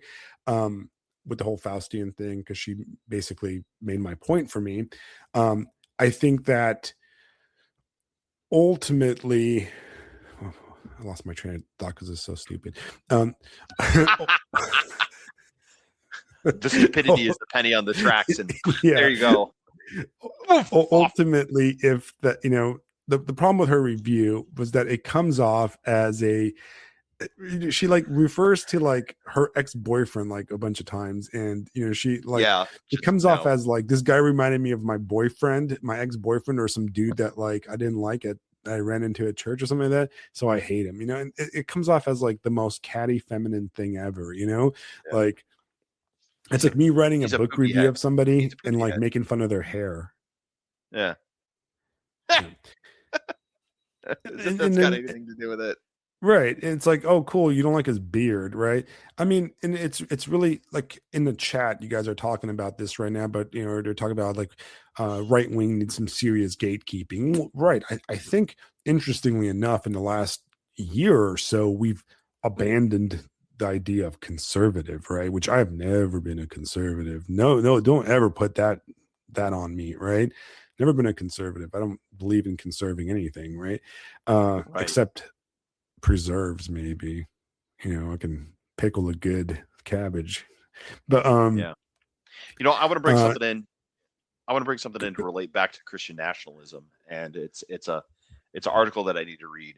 But there's also been some chatter about political alignment in the United States, and the article in question is from the journalist Matt Taibbi, and he's talking about how you've got this core of people in the United States now that are, we're growing more and more and more independent, right? And on the one side, you've got Republicans, which a lot of the independents are kind of like, eh, right? And then you've got the Democrats on the other side, where a lot of the independents are going, fuck them. Absolutely not. Ugh, right? right, So to approach it as conservatism and right wing, and no, guys, we've got to ignore, not ignore, but like it's not necessarily gatekeeping right wing.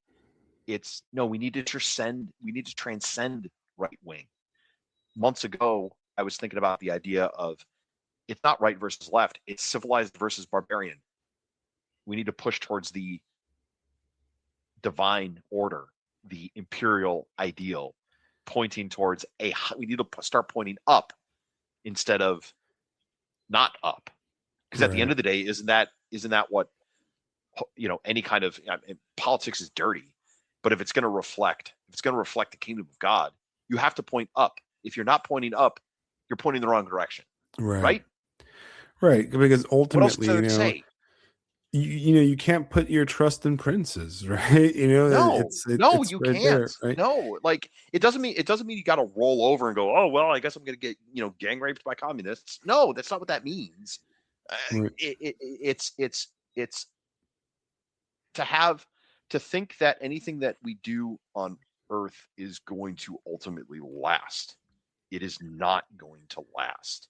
The things that you do in my mind, the things that you do in my mind, it's more for the sake of your eternal soul and the eternal souls around you. That's right, why we're doing what we're well, doing, because we're getting ready for the kingdom of God. So right. everything that we do in politics, whatever it is, and this applies inside a profane techno-pagan republic, we Right. have to be going towards whatever the kingdom of God is, and that's it. And that's really the point. Interesting. Last night we had some friends over, and we had like a little dinner party. And I'm a fan of dinner parties, guys. I don't know if you guys know this. I think that I like having people over. I like cooking for them. I like sitting around enjoying a meal with friends and family and stuff. I'm gonna cough. Excuse me. Sorry, this flu sucks. But and of course, over dinner, the topic of Minnesota came up, and it's kind of something that my wife and I have been talking about back and forth. And my wife is a lot. So I need to. We have friends that are all across the political spectrum, right? I can have conversations that are very similar to what we're having right now, and I mean, some of my actual real life friends are in the chat, or they've been in the chat. People from my church are in the Woo! chat sometimes.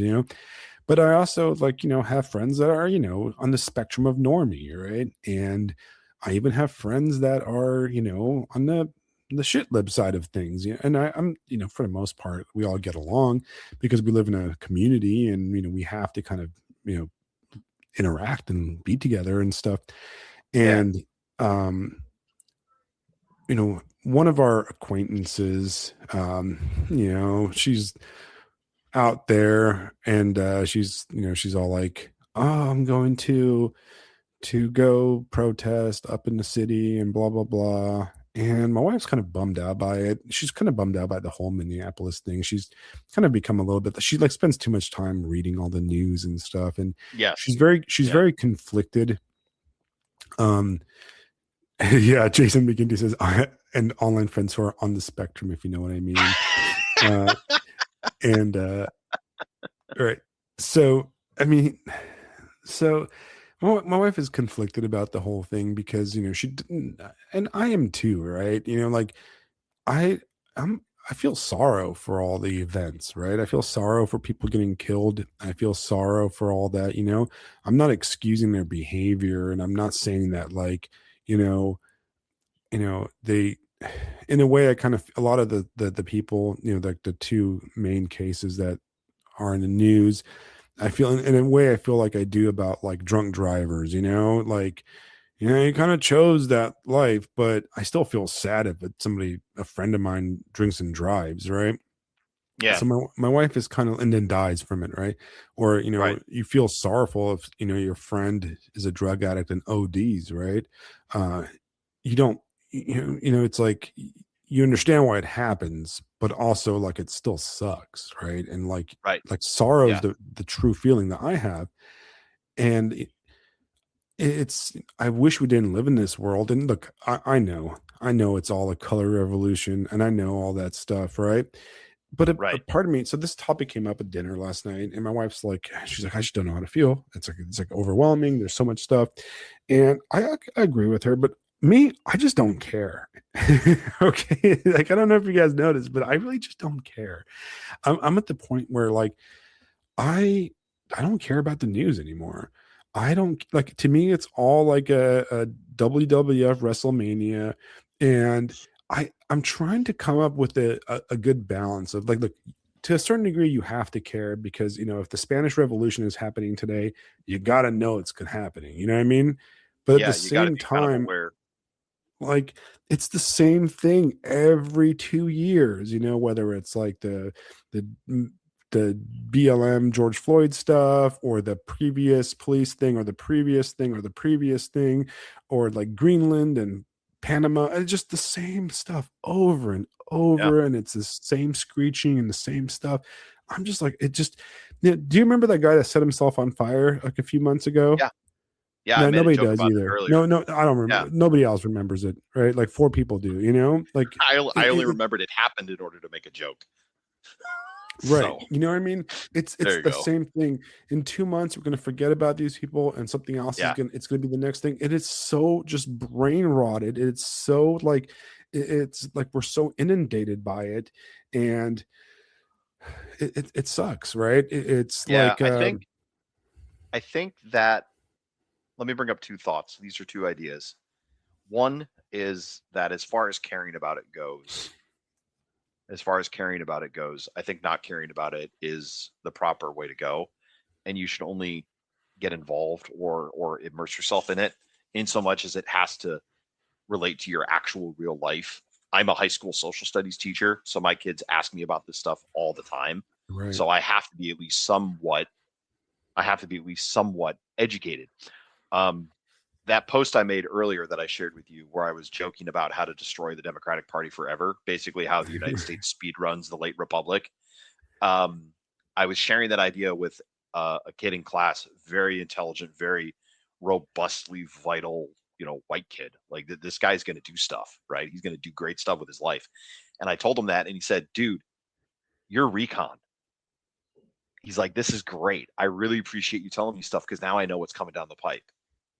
And it makes me realize that in a lot of ways, the Democrats are fighting the last war with the media and just the flooding the zone with garbage. And in right, the meantime, if we're fortunate, the folks in charge, our guys in the regime, the posters are in control. They're fighting the next war, and they're slowly arranging things so that way, once the census comes around in 23, I mean, they deliver a catastrophic defeat to the leftists. I mean, it's entirely right. possible, man. And that's And because that's how political power in this country works. It's all about the census and the reps and the electoral college and, hail Caesar. right, But but anyway, point is, go ahead. yeah, go ahead. No, No, you go I ahead. mean, my, Finish my, my, strong. my point's, yeah, that's essentially my point. Just only pay attention as much as you absolutely have to. But I guess the other thing I would want to say before I give you back the floor is be not afraid. There's nothing to be Right, afraid of. Not really. right. I mean, yeah, fear is normal. I get it, but be not afraid. This is not anything that humans have never dealt with before. Yeah, To quote I Fallout, have war I never have changes. no, like I said, like I don't like, to me in a way, and I realized this like the other day, like I'll scroll through Substack and Twitter and stuff, and to me it's entertainment in a way, which is really messed up when you really think about it, right? Like I'm like, ooh, let's see what the police beat up today, or let's see what crazy liberal, on today's episode of crazy crap going on in It's the Minneapolis. best episode of Cops ever. That's all it is. Blue-haired psycho Cops. is like, it's just a Jerry Springer Yeah. episode, and it's just like, Yeah. when it's gross, it's gross, it's grotesque. Like, this is our culture, dude. This is the death of the Faustian spirit, right? A Yes. bunch of blue-haired obese lunatics getting shot by the police, and it's just what happened, and it I sit there and I scroll through the stuff, and I watch all the takes, on I listen, not listen, but like I scroll through the takes on notes, and I'm just like, it's funny. I'm like, and I catch myself laughing at like whatever retardation is going on. And then like I feel like this budding of emotion. And then I go, no, this is exactly this is the intention. Right. And Right.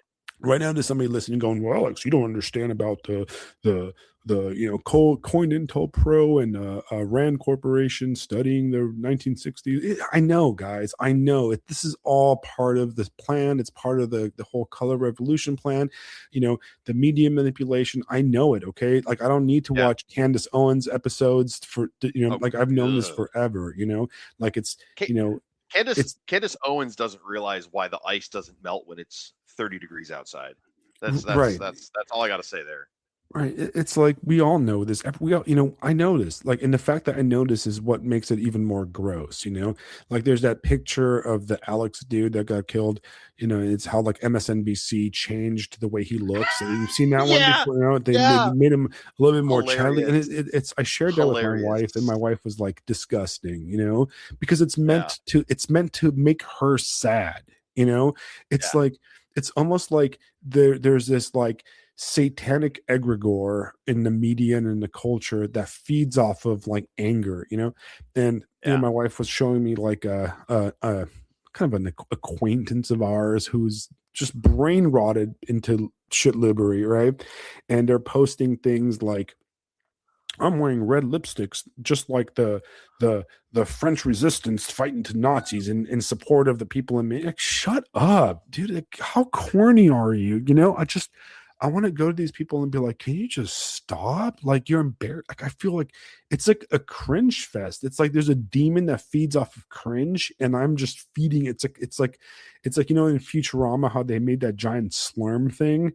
You ever watch? What I'm talking about? It's just like Oh yeah, dude. I the love cringe, like, Futurama. and it's sad Fantastic. and it's The disgusting, and Hypnotoad, man. It's the all the Hypnotoad. yeah, yeah, and it's just like, oh We got to my get one god. of those for the pod. It just, and so the question is, as a Christian, as somebody like, we're supposed to love everyone and forgive everyone for everything, and but it's like, I just like I don't know, like I don't I don't care. That's where I'm at, right? I don't Yeah. care. Like, if tomorrow, like, this is just the truth. And like, if I'm a bad person, I guess I'm a bad person, right?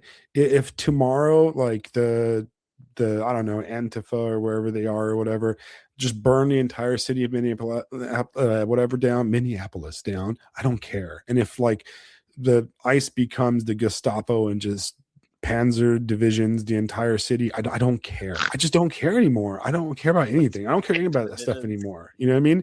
Like, if the Chinese, like, I don't care. I just don't care, dude. Like, I'm just at the point where, like, just leave me alone. Yeah, it's whatever. I just want to pickle my cabbage and make sarmale, um Yeah. but it's like, and this person I'm talking about with the red lipstick, and it's like a 70-year-old woman, like, it is the boomer cringe is so, oh my god, you know and I mean, look, like, hey, Alex, in the chat, uh I'm just picking on Candace Owens. I've actually never watched anything from her. You know what I mean? Is that it just seems that the reason I'm picking on Candace Owens is because it seems that, like, I don't know. I don't know if you guys in the chat and you, Fisto, have realized is like the stuff we talk about, man. I've been talking about this stuff for like 20 years, right? And even like 10 years ago, if I would have said the stuff I'm saying now in normal life, right? People would be like, are you crazy, bro? You know, like what kind of crazy world do you live? People like my wife used to be like, stop talking, Alex. Like there's people around you. You know what I mean? Like, like I know that there's feeling well. I she know that knows feeling like well. when I got to like the fourth or fifth gin and tonic, you know, it was Oh coming out, no, you know, and like a we've lost disaster. my poor wife. She lost many of friends because of me, and I apologize for that, you know. But You're now, doing you're doing the Putin meme. One you drink later. In basically like 882, Rurik. yeah, I yeah, won't get political. I promise. basically like I'm like oh Hour later, I, masterful lecture on Russian yeah. history. I hear somebody mentioning like the French Revolution Oh, or something like that. I'm like, oh well, let me explain well. to you, and we got to start with Genesis, you know. And it's like, So you right, see, God said, "Let there be light," and there was light, and yeah, so on. you know. But you know the whole like 7 beers later meme or whatever. I'm actually the opposite because when I'm sober, I talk about this stuff. So like Oh yeah, when I go to normie parties, like and this my normie wife party. knows this, right? When I go to That's just normie all the parties. parties for you. Yeah, well, well, no, there's some parties that are not normie parties, right? But when I go to like normie hangouts or whatever, which I don't do that anymore because I'm not invited anymore. Um, it's I always found out like that I have to get plastered drunk because when I'm plastered drunk, I forget like this stuff. So I can actually like talk to people about like cars and stuff and like jets or whatever. You know what I mean? So like people like my wife's like, oh, you're gonna get plastered tonight. I'm like, yup, because if I don't, I'm gonna talk about, like I don't know, the Enlightenment or whatever, like Charlemagne or something. So it's ultimately like I have to basically obliterate my brain cells to get down to the level of normie talk because like I just can't do it. I was at a party maybe four years ago, and it was a bunch of like a bunch of like Marines and stuff, right? But it was like former Marines, but once Marine, almost a Marine, and these guys were in the parlance of military talk. They're all pogues. You know, a pogue is a personnel other than grunt, right? And it's somebody that's like they're all like aircraft mechanics and stuff. And I'm the only guy there that's had any like combat experience and actual deployments that weren't in like hotels. And I'm standing around a fire and these guys are talking about like politics, and this is just so normie. Like I wanted to take like a drill and shove it and lobotomize myself because they were like it was like MAGA talk slash football talk, right? And I couldn't do it, dude. So I'm sitting here like just chugging beer like it's like water until I was just obliterated. Then I went inside and talked to all the wives about like child raising or something like that. And I probably offended everybody. And so Have that's you what I seen have to any of do. them since? Have you seen any of them since? No, no, no, of course not. No, there you go. I don't have any friends, guys. I don't know if you guys know this. You guys are my friends. Like that's why I do this podcast because I live a lonely existence of esoteric thought. Actually, Yes. I have my church friends. They're kind of crazy like me too, so it all works out. I All was right. going to say that probably works out fine for you. It does. It works out just fine. Actually, my work Good, friends are cool perfect. too. But yeah, Yeah, same. it's like I just so like how do you balance these things, guys? Like how do you can't just care about everything. You can't just obsess about because you have to like be like honestly like you have to realize that like most of this Substack, all the stuff we read, it's really just an entertainment product to a certain degree, right? Yeah. Like we lie to ourselves that like we lied to ourselves that it's like, oh, I'm trying to keep knowledgeable. But how is it any different Yeah. than the fat boomer plopped in front of like Fox News or like MSN or BC or whatever? Is it really that different? Like, the fat boomer sitting here bouncing between sports ball and like anger Fox News. And then here we're scrolling through like, memes and stupid stuff and getting mad about like, you know, whatever from whatever side. And it's really it's really a machine. We're being milked, right? We're being milked by the machine, and it's ultimately kind of gross when you think about it. So I've kind of decided that I don't care anymore. I just don't care. I care about my community. Uh, I care about my like, my church, people around me, my family, liberal or conservative. I don't care, whatever. Right? That's what I care about. And when things will come to me, I'll deal with them. But ultimately, I'm not going to sit here and just obsess about this stuff, right? And to your point, right? Let's say the based side wins, right? Well, who's going to be in charge, right? People like Emma Dumbshit that writes stupid ass like Oh, good that's who lord. takes over. You know what I mean? So That's the Christian nationalist right there. right, That's going to be what you right. get. That's going to be what you get. So like we're just going to replace one set of retards for another set of retards, right? Yeah. And it's just going to be the Well, same. We're going to be back to the same thing. this gets into the fundamental problem with it, where you're getting into, medium is the message.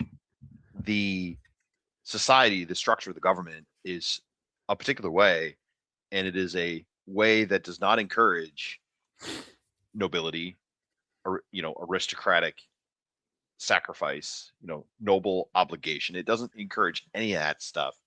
So you can't just palette swap the situation. You can't just palette swap what we have and expect everything to turn out. Like you were saying, if you want to have a Christian nation, you have to have Christians first.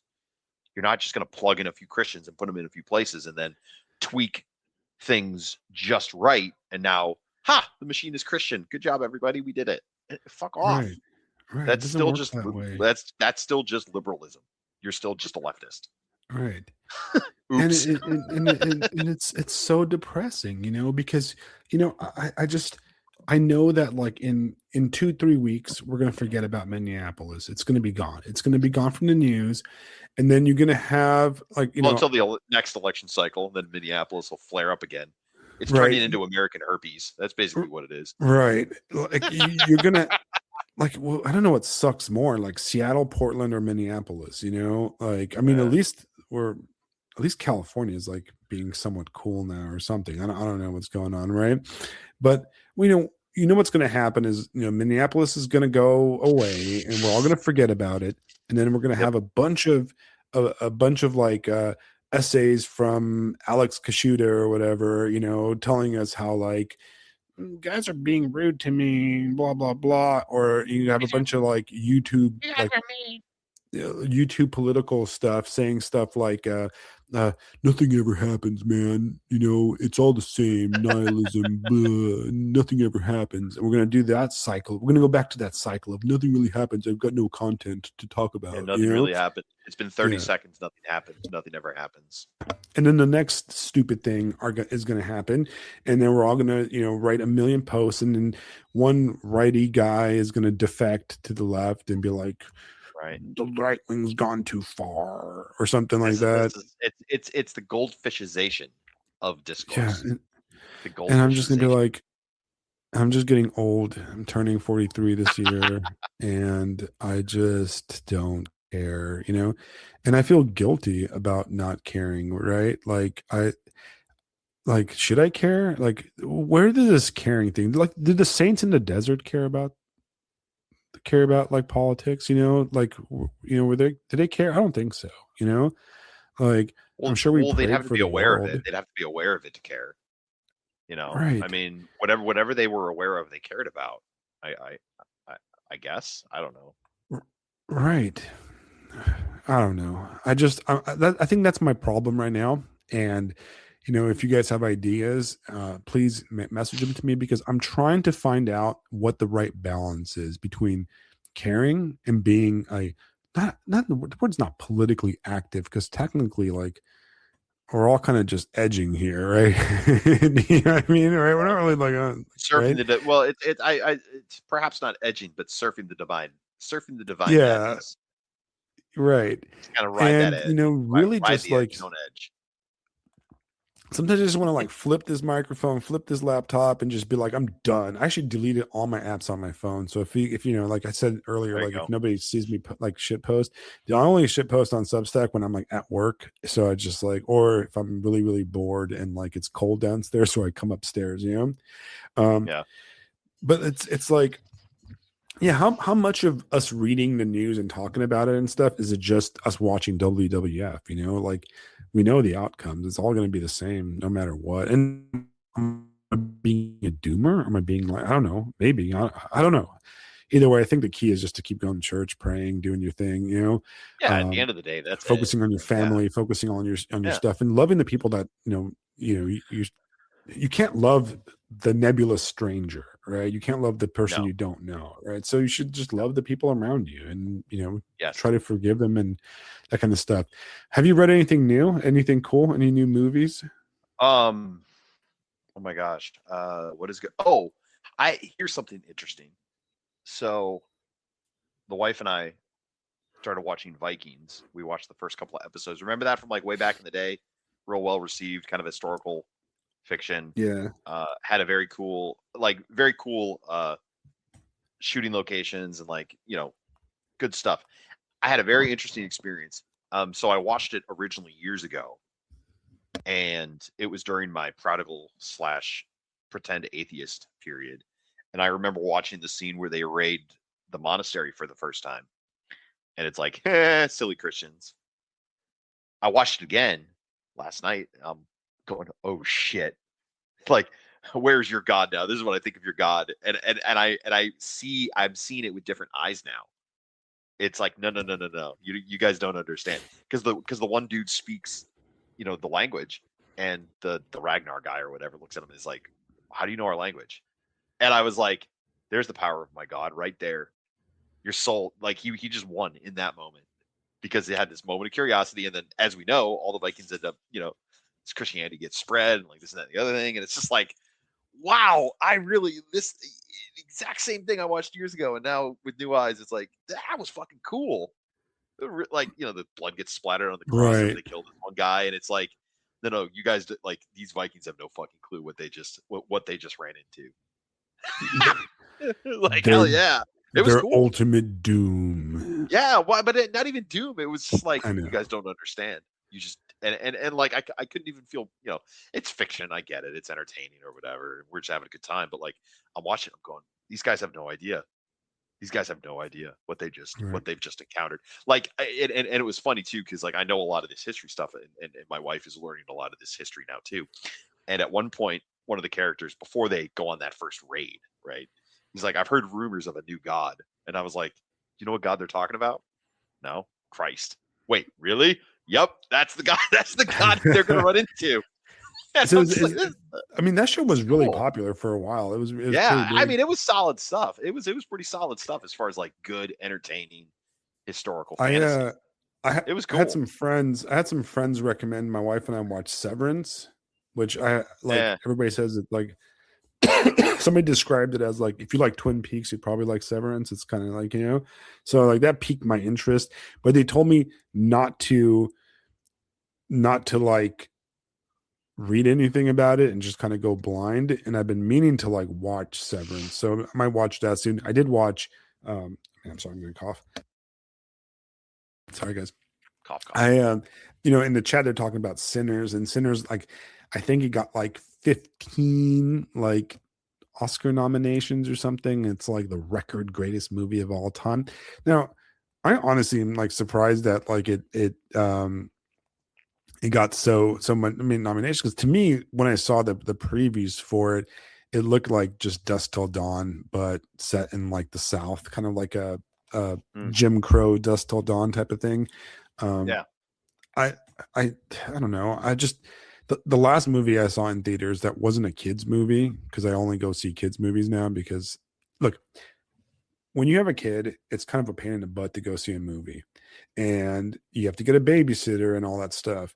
And if my wife and I get a babysitter, which we don't usually do because it costs money, and I don't, my daughter doesn't like to be babysat, it I don't want to go see a movie and sit in silence and watch something. Like I want to go out and spend time with my wife and have a conversation and eat dinner or something like that. Yeah. So movies are like the last movie that was an adult movie that my wife and I saw in theaters together, I believe was the new Blade Runner. And that was what, like 10 years ago now? Was that any good? I never saw that. It was all right. It's kind of boring. It was all right. it, I wa- don't and watch it was the it original was one of his. visually all right, but it wasn't like amazing or anything. Some people like it. Hey, Alex, you'll love this. So the last show, the last performance, Mhm. because in the show that I did recently, I get shot. Uh, it's the last show, so you always kind of do a little ad libbing. I threw in a little "Time to Die." I don't know if anybody caught it, but I did it, and I was so happy with myself. you, Time to die. Ugh. you just like, ugh. I don't That's think funny. anybody caught it, but You I should caught it. That's what's important. just do the full Buffy the Vampire the full Buffy the Vampire Slayer thing. You're like, ugh, ugh. That was like the best. Like, you know what? That movie was great. I don't care what anybody says. Like It the was pretty show was funny. better than the movie. And Sarah Michelle Gellar was the better Buffy and blah blah blah. But I Whatever. really liked the movie. The movie was funny. And that whole like it's such a Gen X kind of like pseudo boomer thing, but it's still funny. Whatever, I Yeah, man. like it.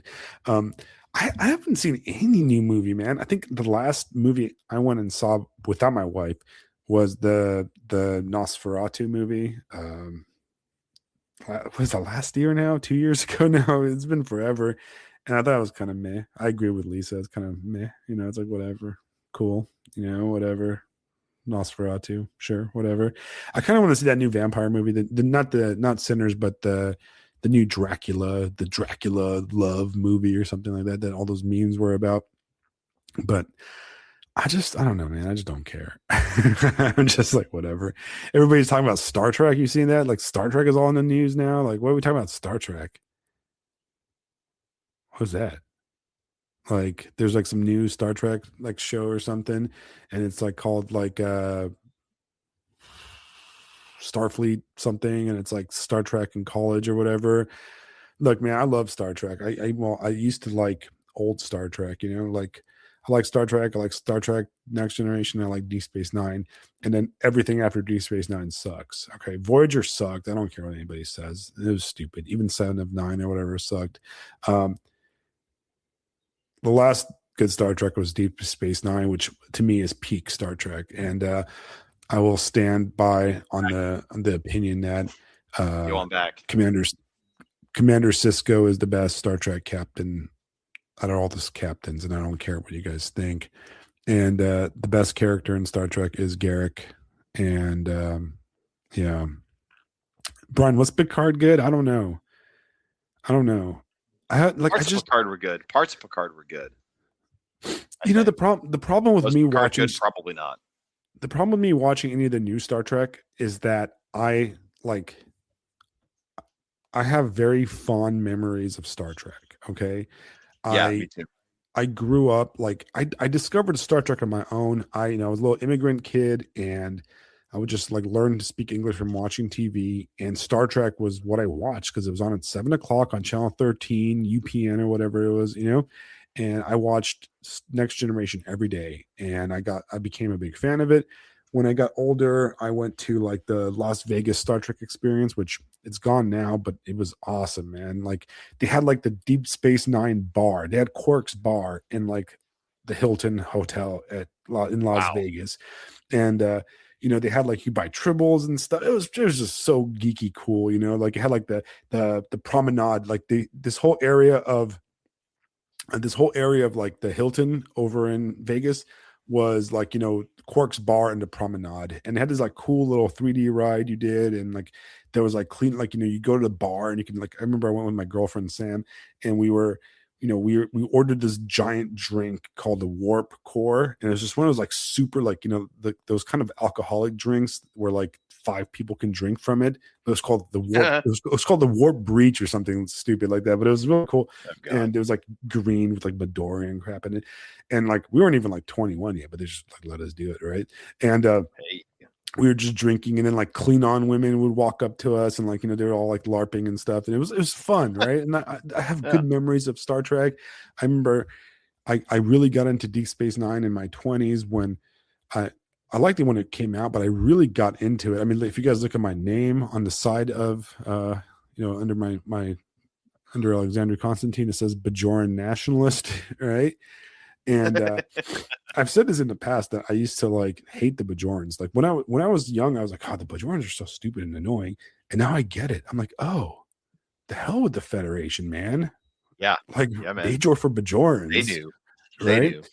They Like were the if canary we in the coal mine. they were, man. If they would have gone Federation, they would have lost their culture, because the Yep. Federation would have started importing Klingons to Bajor. Yeah, you traded the Endless Cardassians, immigrants. but now you've got Klingons and Ferengi in your cities and stuff, and they're disrespecting the prophets and all kinds of stuff, right? It would have been the Yeah. end of their culture. Everybody's wearing those jumpsuits now. No, Bajor for Bajorans, okay?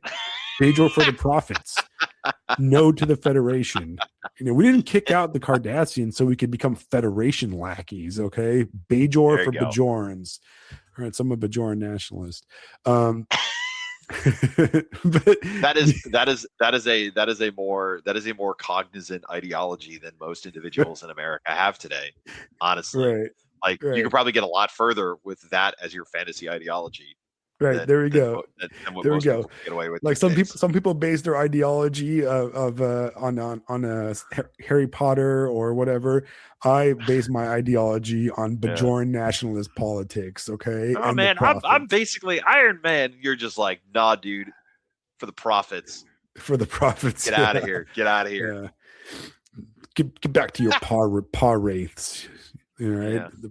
But no, so because of my love for that era of Star Trek, I don't want to watch any of the new stuff because I don't want it to soil my memory. Like Star Wars is like completely ruined for me. Like I can't do Yeah. Star Wars. Okay.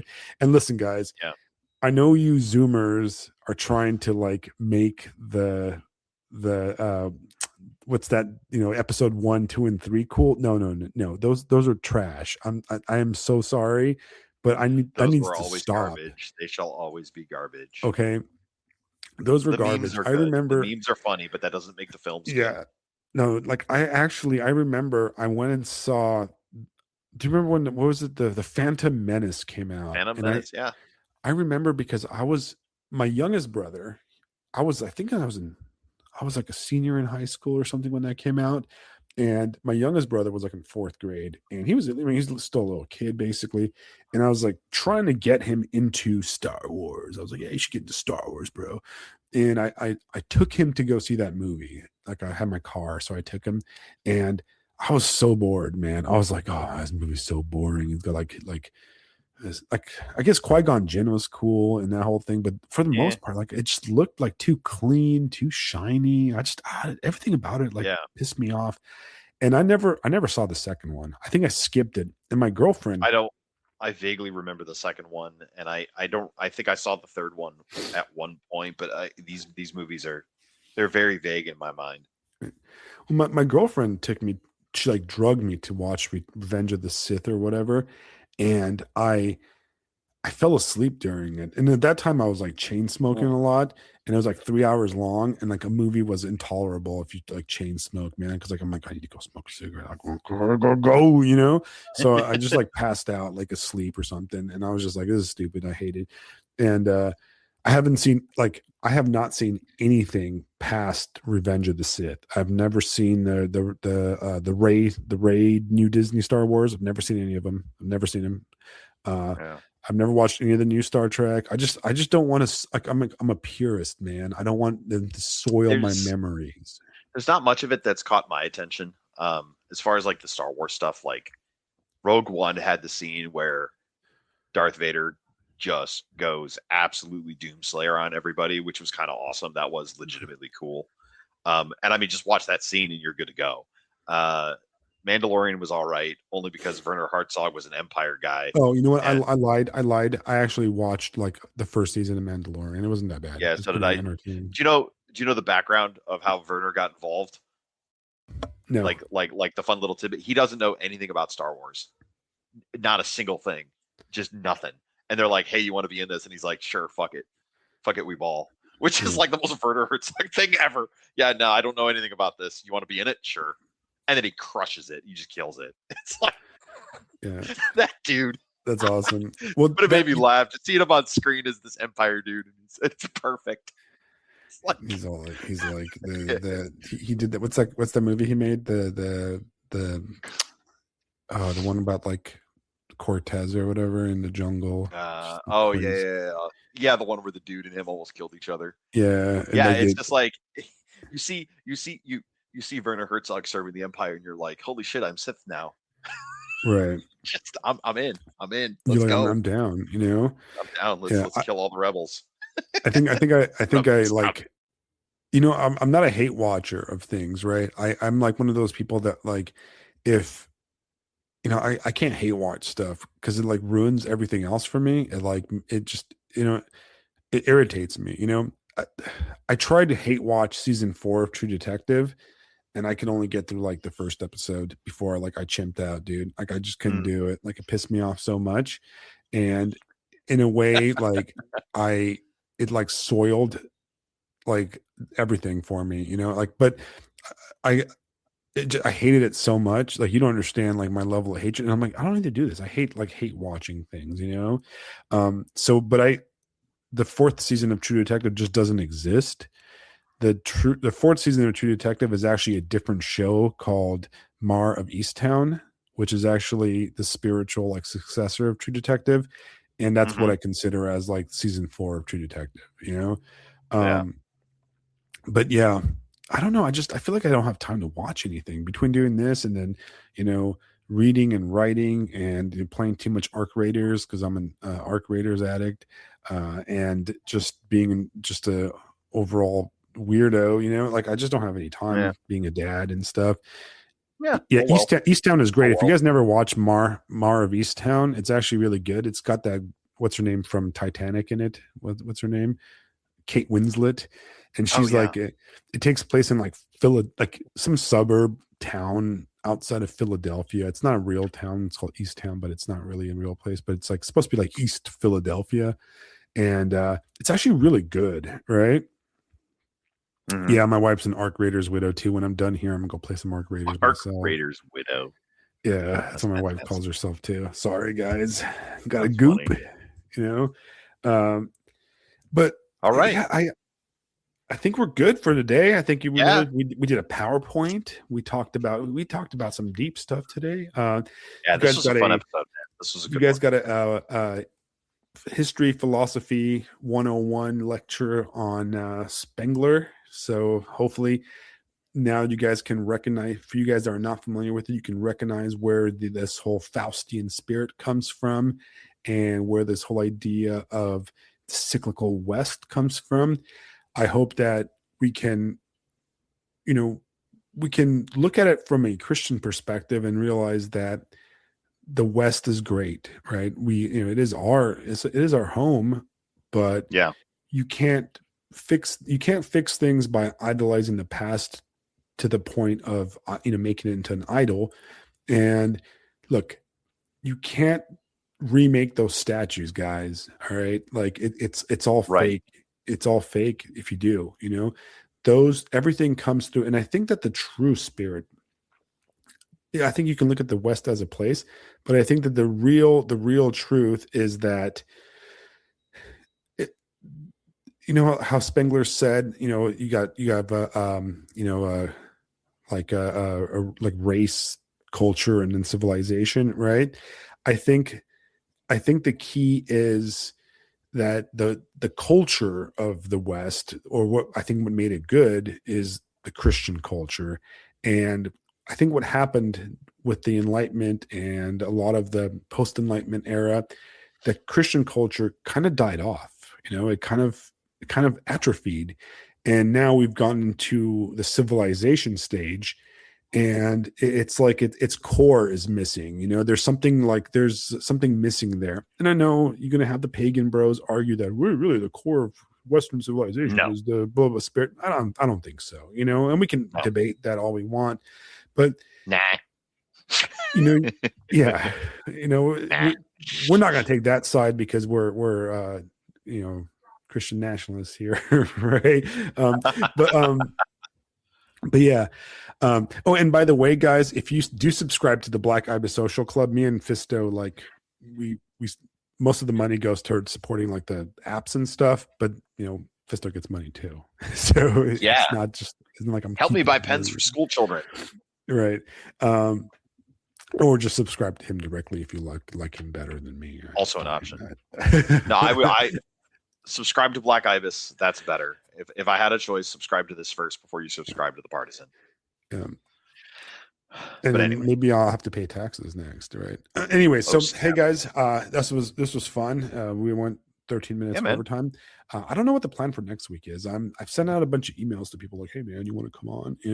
I'm trying to get all those guys. Maybe we'll find out.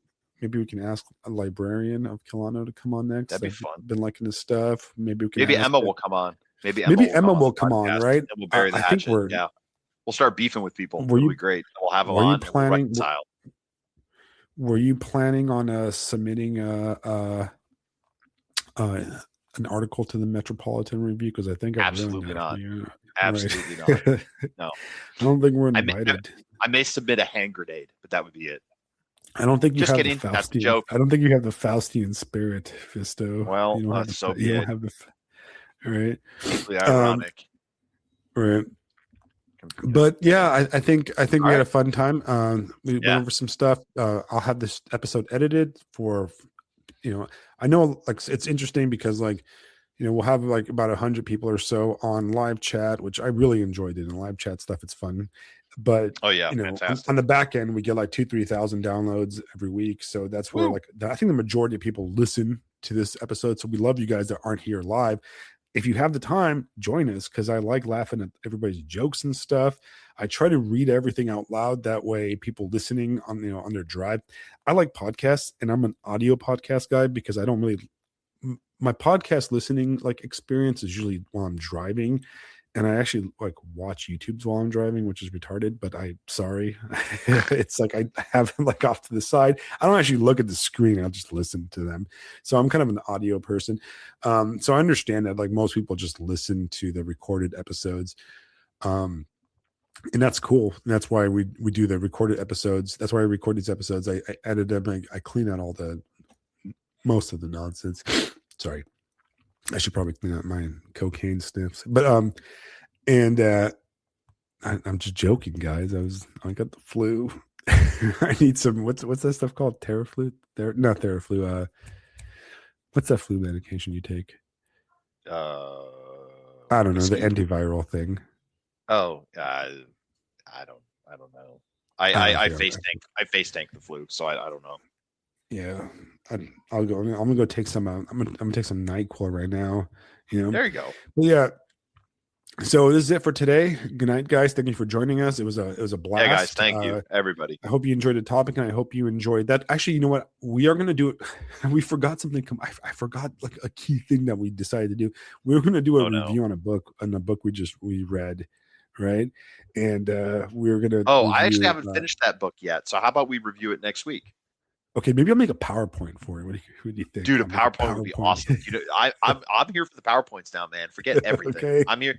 Faustian spirit. No. The PowerPoint spirit. All right. We're gonna do the PowerPoint for the book we're gonna review. Yeah, absolutely. We're gonna review the whole counsel of God. It's kind of an introduction to the Bible. It's by it's good. It's really good. Father De Young, right? And it's a very simple book. It's a very short, simple book. You can read it in an afternoon, but it's a fantastic primer for understanding some of the books of the Bible and the elements and how the translations were just made, how it came together, really. Because a lot of people, like, this is going to be the end. I'm going to end right now, but it's a lot of people have a kind of a diluted understanding of the Bible. You look at it, and I used to have this too when I was young, right? I used to kind of look at the Bible as in a very Dungeons and Dragons kind of mindset, where like it's this book of like, it's like an instruction book, right? Like I'm gonna read this and I'm just gonna be filled with immense wisdom, and it's not how it works, and it's not how what it's not what it is, right? And a lot of people, will pick up a Bible and they'll start reading it, and you start reading, Genesis, and you're like, oh, this is cool. There's a snake, and there's Adam and Eve, and then Cain and Abel bust out the whole Smeagol thing, and then there's a cool stories about Abraham and Lot and Noah, and then Moses comes along, and there's Egypt, and there's the parting of waters, all the cool stuff. And then you get to like Leviticus, and it's like, I don't know, how not to eat shellfish and all this crazy stuff. It's not crazy. It makes sense in context, but it's not very like engaged reading. And then you get Mhm. to like the Psalms, and the Psalms are beautiful and they're Yeah. filled with like meaning, but they're very out of context and they refer to other things. And, and if you were to take the Bible and do like some bibliomancy, to use a vulgar term, right? And you randomly pick a place, right? You might get this amazing like passage, from the Beatitudes, right? And you're like, this is amazing, and or you might get like the rules on your hair or something like that from like Leviticus, and it's just like it's there's an art and there's an actual academic way of understanding, theological way of understanding the Bible, what's made, like what books are made up of it, why they're in there to begin with, this kind of stuff, right? And this little short book by Father DeYoung really goes deep into explaining the concepts between translations, the um, why the Old Testament is the Old Testament, and where like we get its like sources from, and where what the New Testament comes, and the different translations from Greek, and the different comparisons, and the the historical kind of studies of the translations. And then kind of like gives you some good ideas. It even talks about the different English translations that are available to buy. So I found it very helpful as a kind of as a primer. So I kind of want to go over it. That'd be kind of great, because one of the things that a lot of people that go to church will, or people that I meet that are like, oh, I'm like, I've been reading the Bible, but I'm having a hard time with it. Like, I don't get it. I think it's a great book to give to somebody like that. Of course, like, it's an Orthodox book, so it obviously takes our perspective on it. But even if you're not Orthodox, the historical elements of like what is in the Bible is actually very fascinating. So maybe we'll go over that. We'll do a little quick PowerPoint on that. I'll sit there and create PowerPoint for us. But yeah, all right. Thanks, guys. Thanks for joining us. Yeah, guys. Thank you once again. Yeah. Oh, you're right, Jason. The Schofield Bible is the best one. I highly recommend you do that. And I think you should donate all your money to that Middle Eastern country. It's fantastic. I'm just joking. You're just being a jerk here. All right, guys. Good night, and we'll see you next week at 7:00. Okay, next Wednesday, 7:00, same time, Eastern time, South Carolina, in Florida. Yeah, Good night, guys.